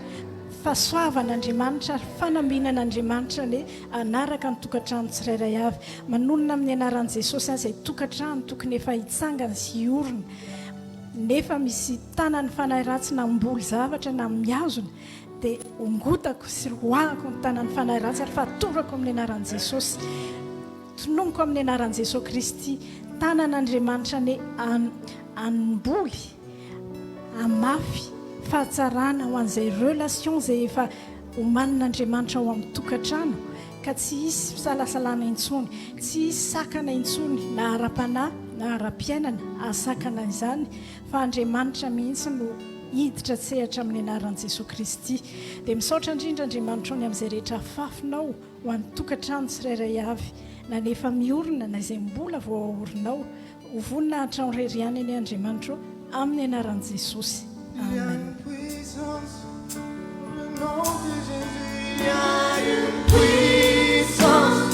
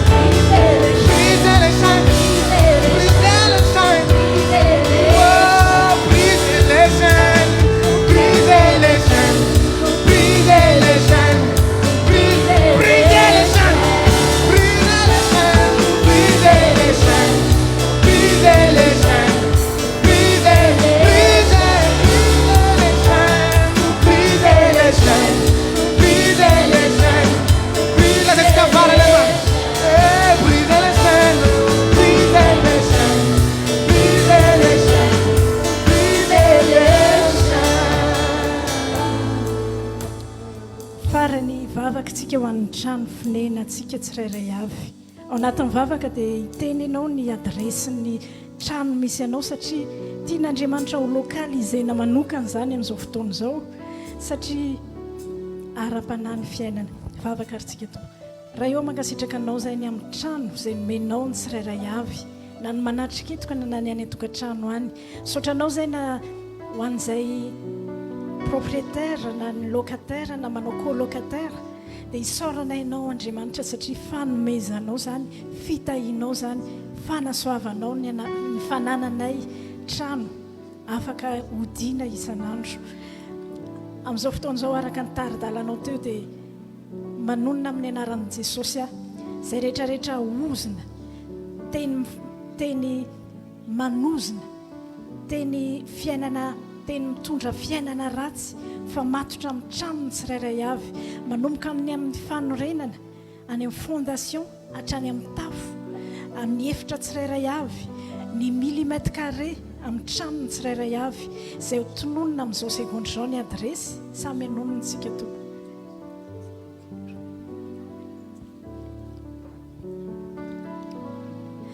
izay rehetrarehetra asan'ny fanahy ratsy herin'ny fanahy ratsy planin'ny fanahy ratsy ary fanalofan'ny fanahy ratsy ny tramony tsirairay avy izay voatonona teo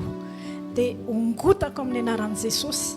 ravako amin'ny anaran'i Jesosy ary pitehiko amin'ny anaran'i Jesosy Kristy foanako amin'ny anaran'i Jesosy Kristy tapahako amin'ny anaran'i Jesosy tsy manaraka tsy manaloka tsy mamatotra ny trano izay honenany tsirairay avy izay voatonona teo amin'izao seconde izao fa tononiko amin'ny anaran'i Jesosy Kristy fanambinan'Andriamanitra ane fomban'Andriamanitra ane fanasoavan'Andriamanitra ane fahatsaran'Andriamanitra ane fanasitranana avy amin'Andriamanitra ane hibosesika amin'ny varavaran'ny tranony tsirairay avy izay voatonona teo teto anatrehan'Andriamanitra dia ho tanteraka sy ho marina amin'ny tsirairay avy amin'ny tranony tsirairay avy ane izany amin'ny anaran'i Jesosy Kristy amen. Puissance dans le nom de Jésus. Il y a une puissance dans le nom de Jésus. Il y a une puissance dans le nom de Jésus. Brisez les chaînes, brisez les chaînes, brisez les chaînes, brisez les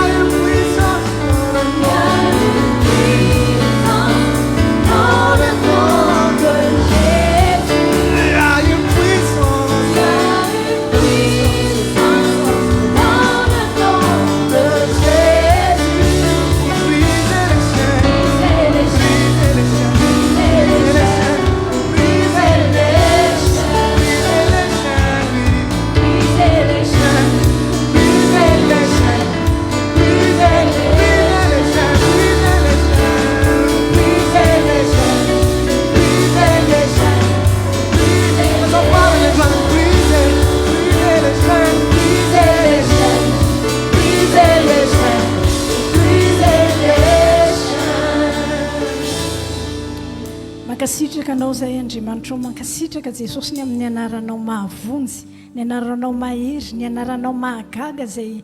mahavita fahagagana amin'ny fiainanay afaka manangana amin'ny fiainanay ary afaka miay anay miaro anay amin'izay rehetrarehetra ataonay sy alehanay dia raha iso an-tanana amin'ny fiainany tsirairay avy Jesosy io vonina hatry ny anaranao reriany amin'ny anaranao Jesosy amen. Afaka mipetraka tsika to.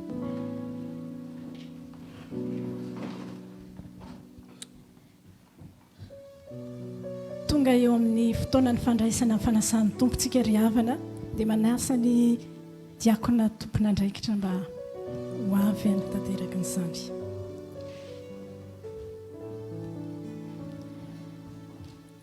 manasa antsika mpandray tsirairay avy tompoko mba hitsangana hivavaka tsika alohan'ny andraisantsika ny kapoka sy ny mofo.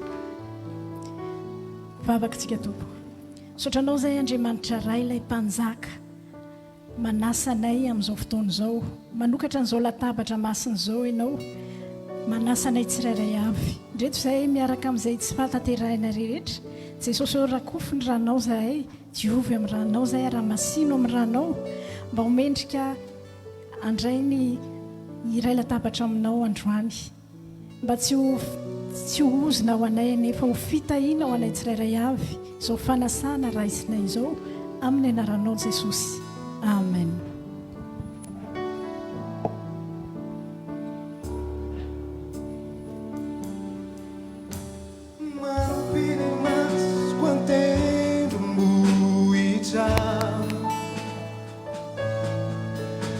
Aviaizamo ny famonjena lay mpanjaka ny voninahitra nandony vidiny hoay Diosira tao Kalvari tao hitako ianao voafantsika io lay tongotrao fa voalefona no satso antsilo nororanako natao tsinotsinona matsioao tao Kalvari niranao hinande fa iniranao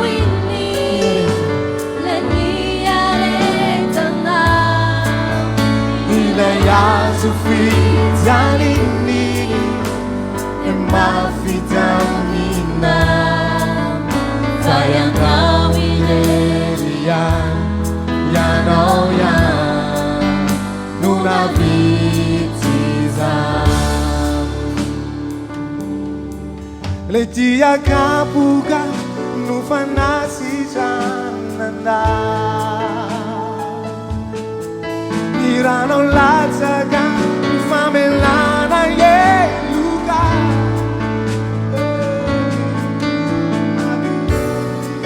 no lavy ny olona rehefa tonga Jesosy zanako n'Andriamanitra ininanao ineneny ininanao iaretana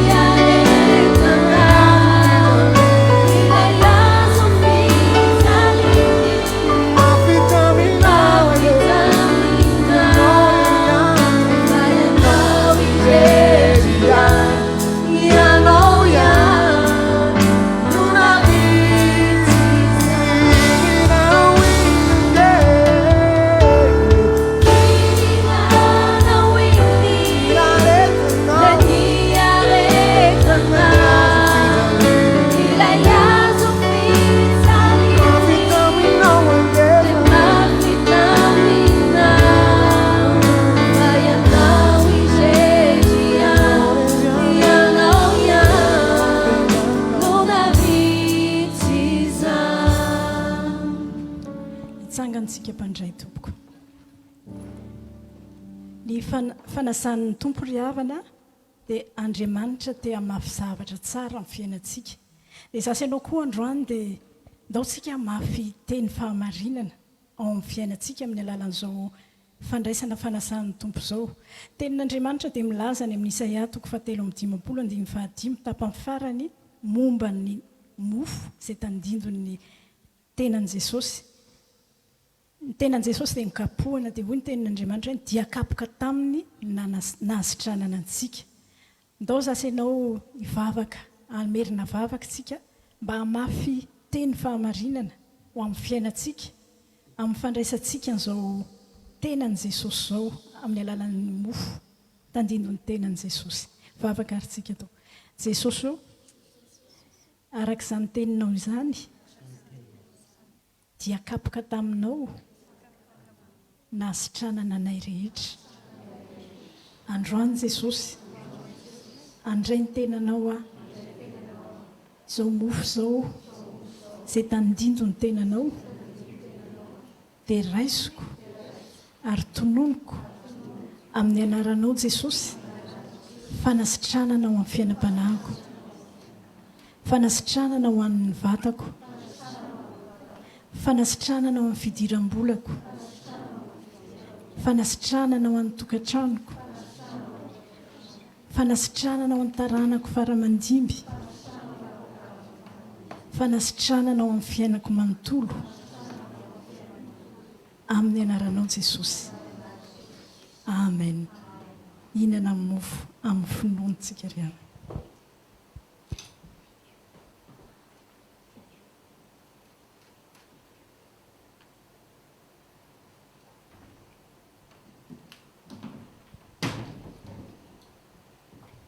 Amafy teny fahamarinana momba ny rany Jesosy ihany indray kosa tsika. Hoy ny tenin'Andriamanitra ny amin'ny Apokalipsy 12:1-20. Ary izy ireo naharesy azy noho ny amin'ny rany zanak'ondry sy ny teny filazana azy. Androany isotro ny kapoaka tsika tandindony rany Jesosy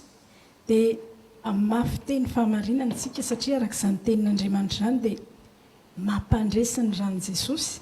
dia anonona amin'ny anaran'i Jesosy tsika fandresena amin'ny lafim-piainantsika rehetra. Vavaka ary tsika to. Jesosy io sotranao a nalatsaka ao ny ranao mba hampandresy ahy amin'ny lafim-piainako rehetra. Androany ary Jesosy isotro ny kapoaka tandindo ny ranao dia tononoko amin'ny anaranao fandresena ho amin'ny fiainam-panahiko, fandresena amin'ny lafim-piainako rehetra, na fahasalamana izany, fidiram-bola,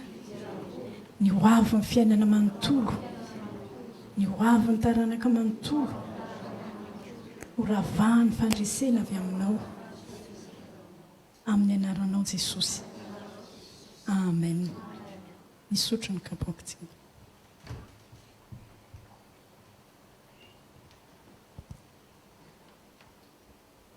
Sotranao izay Jesosy fa nomenao ny tenanao sy ny ranao mba fanasoavanao anay sy noavinay dia mba raiso ny tsirairay avy izay nandray izao fanasana masina avy aminao izao tehirizo fanamasino ary ampio zahay mba hiamafy mandrakariva ary azoto andray fanasanao satria famafazana avy aminao izao fanasanao izao dia ampio ny tsirairay avy mba tsy handray izany ho fahazarana fotsiny satria tena fahasoavana manokana omenao izany amin'ny anaranao Jesosy. Amen.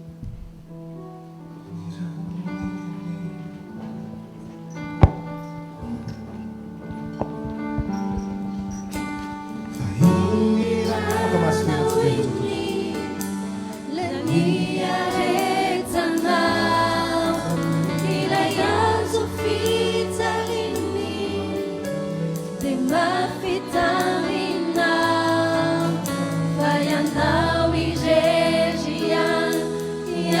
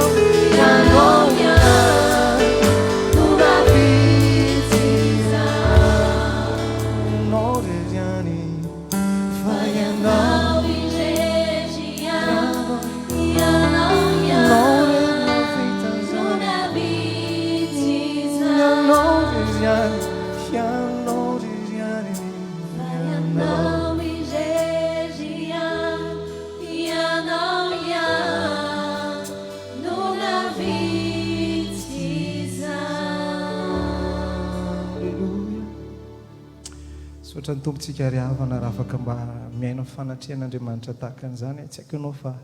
sa manokana dia mandre manokana ny fanatrehan'Andriamanitra ary tsy misy fanatrehan'Andriamanitra tsy manao zavatra izany fa na hita amin'ny masonao androany na tsy hita amin'ny masonao androany misy zavatra natombok'Andriamanitra eo amin'ny fiainanao raha nome ho an'ny tompontsika androany araka ny taridalana izay fanoentin'ny mpanompon'Andriamanitra hatrany amin'ny fiandohan'ny volany famafazana ry havana malalo amin'ny tompo ty famarinany ty tiako mba tadidinao anaraka anao mandrakizay fa ny lalàna ny famafazana dia ara-panahy ahoana tsara ny lalàna ny famafazana dia ara-panahy io zany tsy conditionné hoe iza mivavaka dia iza tsy mivavaka fa zay afafinao dia tsy maintsy tsinjainao variana ary mametra-panontaniana amin'Andriamanitra hoe tompo fa maninona angatony karazana miliardaire tony ny olona tsy mivavaka akory anefa manan-karemby eo papana fa misy amin'ireny olona tsy mivavaka fantatsika reny amin'ny tetiny sosiete miainantsika izao be da be amin'ny olona tsy mivavaka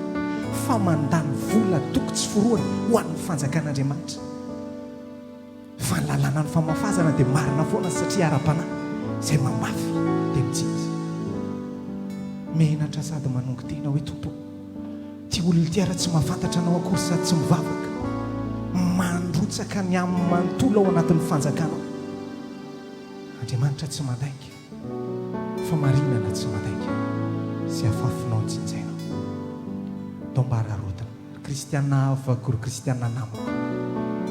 na ianao zay tonga eto androany na ianao zay rehetra manaraka mivantana na iza sehatra na iza opportunité na iza accès afahanao mafoy ho an'ny fanjakan'Andriamanitra raha misy toy ny azakazahanao indrindra fanjakan'Andriamanitra ny satsara indrindra ho amin'ny famafazana ny olona tsy mivavaka aza mahatakatra an'izany maika fazasy ianao izay nivonjen'Andriamanitra noho ny amin'ny fahasoavana raha fiohan'ny tompo ianao androany tiako izany fahatsapana izany no anaraka anao hoe tompo sahaza nivonjenao sahaza mba nasoavinao sahaza Andriamanitra mba nisoratanao amin'ny bokon'ny fiainana ny anarako vokatry ny fanekeko anao teo amin'ny azo fijaliana mba fiohanao koa androany Andriamanitra satria anao ny finoko vonany amin'izany ve tsika androso ny mpanompon'Andriamanitra androany izara ny valopy izy andray valopy ianao afiohan'ny tompo ianao amin'ny fofeny fanetretena sy fankatoavana ny tenin'Andriamanitra satria tia hita vokatra avy amin'ny fanjakan'Andriamanitra antanana no apetrako ny momba rehetra ny fiainako eo am-pelatana anakoa toria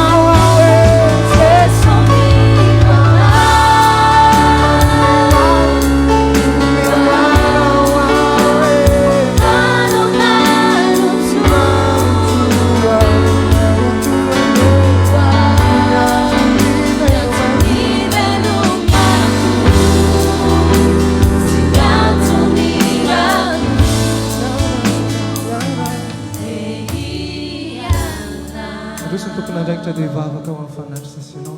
afaka mandroso ny tiakona raha eo amin'ny anaran'i Jesosy Kristy tompo avy any Nazareta androany no nantonanay seza fiandriananao miaraka amin'ny finoana sy ny fankatoavana androany no naovanay an'izao hoetsika ara-paminaniana izao ny fanatitra Andriamanitra dia témoin hita maso ny fifamatoranay androany Andriamanitra amin'izay inonay satria ianao no inonay Andriamanitra dia mafoy ho anao zay satria ny teninao no inonay dia mafoy ho anao zay ny fankatoavana ny teninao Andriamanitra inonay fa afaka hitondra vokatra tsara vokatra mafinaritra vokatra mandresy amin'ny toy an'ny fiainanay amin'ny alalan'izao fanatitra izao Andriamanitra mba raisy ho hita ny tontolo ara-panahy rehetra ny toe-ponay mahay manetry teny eto anatrehanao fa ny loharan'ny zavatra rehetra dia ianao raha mamafy izay androany Andriamanitra mamafy ho an'ny fanjakanao tery izay Andriamanitra hita ny fanjakanao hitatra araka ny teninao Andriamanitra fa katsao aloha ny fanjakan'Andriamanitra sy ny famarinana mba zany Andriamanitra ny toe-po entinay manatona anao androany toe-po mikatsaka ny fanjakanao toe-po tsy misaina sy mihevitra afa-tsy ny fanjakanao amin'ny alalan'izao fanatitra zao ary marino amin'ny fiainan'ny saray avy ihany koa androany Andriamanitra fianao ny efa laza fa izao toetra raha tsy ho voahiko anao ny varavaran'ny lanitra ampidinako fitahina manana ambiampy fa afaka manokan'Andriamanitra amin'ny alalan'izao fanatitra zao zay rehetra mandalo fanamby arabola zay rehetra mandalo olana arabola zay rehetra mandalo defi arabola rehetra Andriamanitra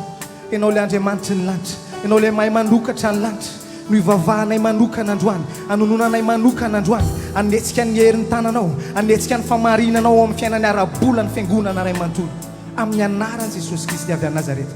ary miaraka amin'izany Andriamanitra dia mba raiso ihany koa ny fonay ny sainay ny fananay ny aminay sy ny toy anoavinay ray manontolo Andriamanitra mba ho fanatitra velona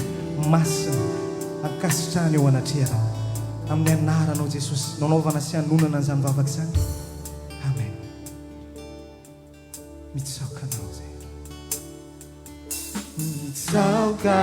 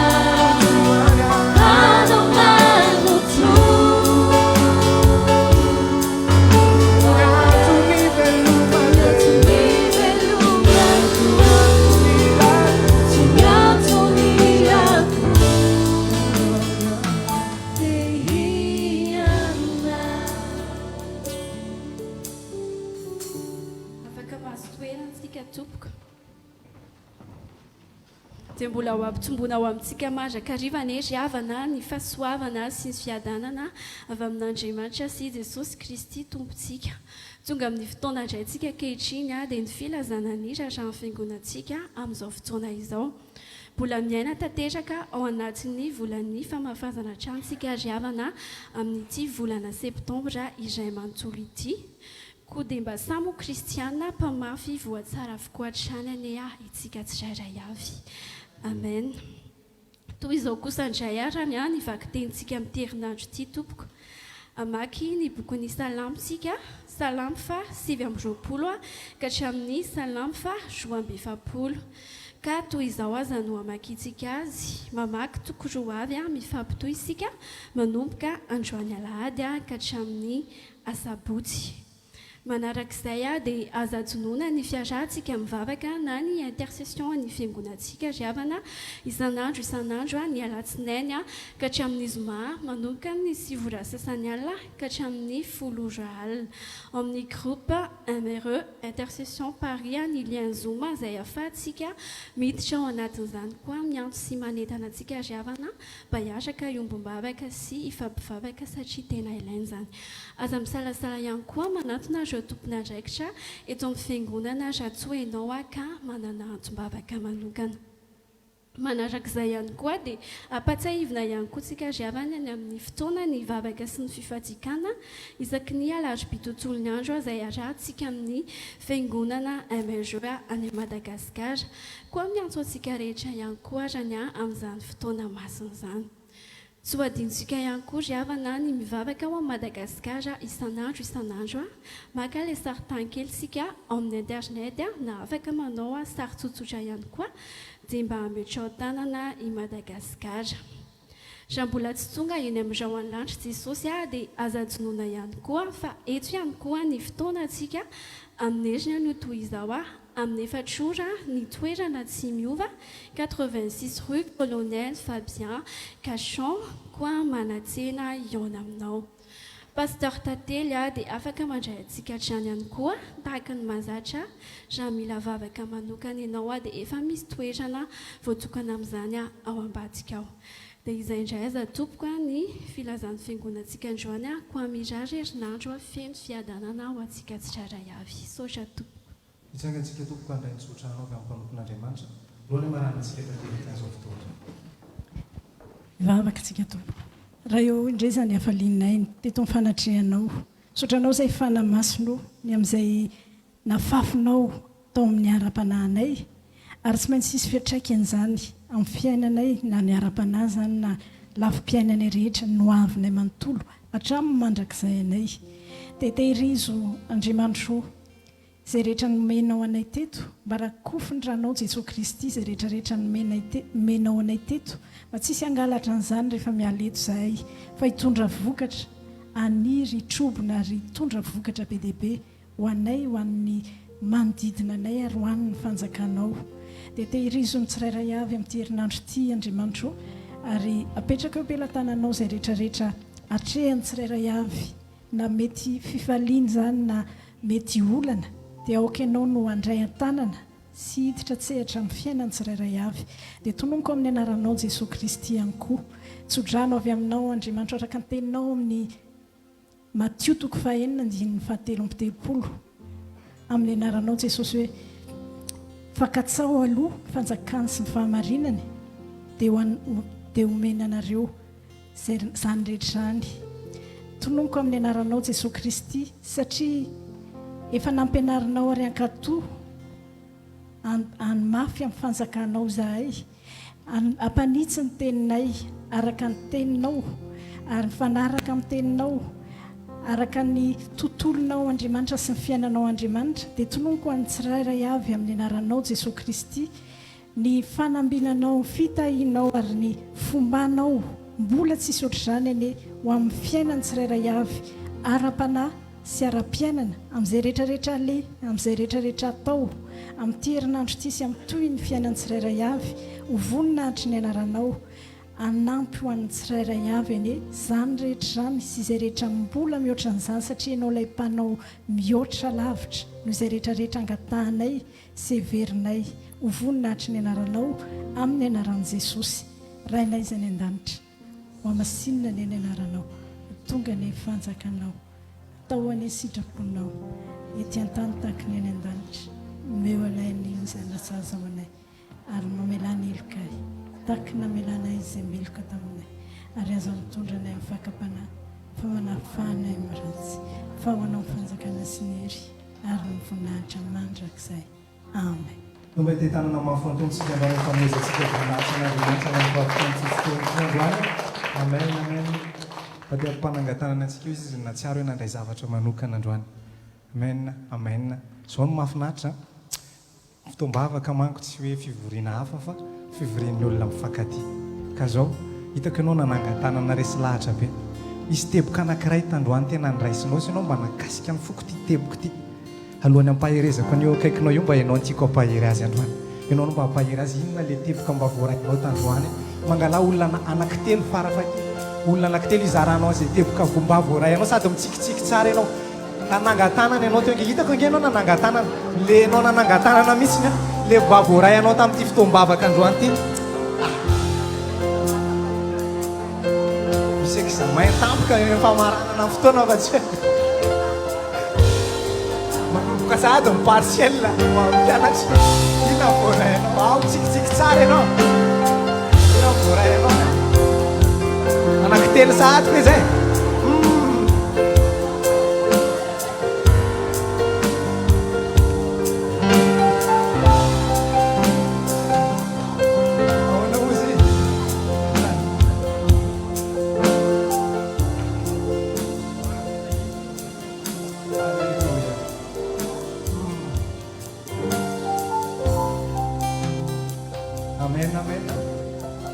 tena faly manokantsika mba mitompo mpiara-miazakazaka ohatran'izao za zany tena resy lahatra hoe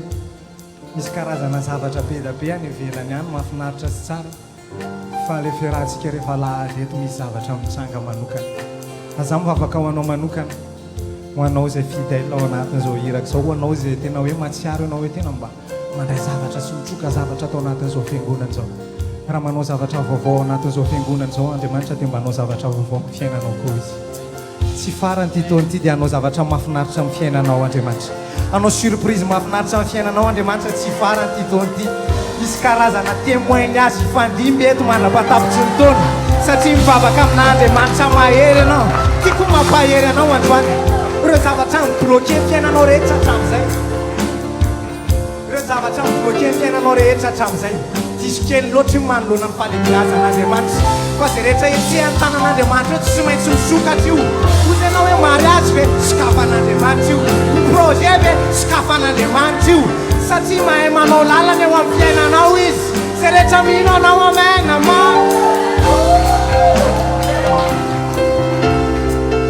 tapinazany lalana avy avaratra lazao natapina natapinazany lalana avy any atsimo na dia manao zay hoafany azy zany fo na dia manao zay hoafany azany emony Jesosy nay manokatra lalana avy any ambony natapinazany natapinazany lalana avy any andrefana natapinazany lalana natapinazany lalana avy atsinanana matokizay matokizay katsisay Andriamanitra mahery manokatra lalana avy ambony rehetra lara antsoantso mafy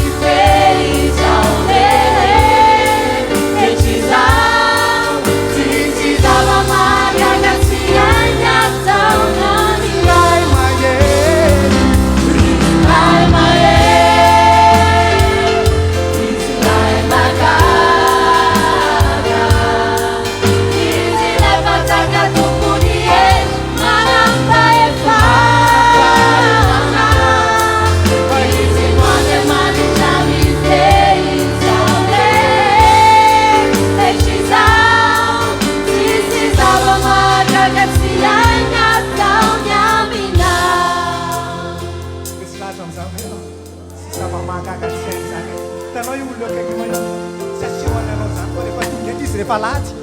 faly foana izy mitsikitsiky foana izy satria mba tia hampahery anao izy fa ao anatin'ny andavanandrom-piainany misy zavatra tsy asehony anao zany mandalo ady koa izy mandalo zavatra mitovy amin'le lalovanao koa izy mandalo zavatra amin'le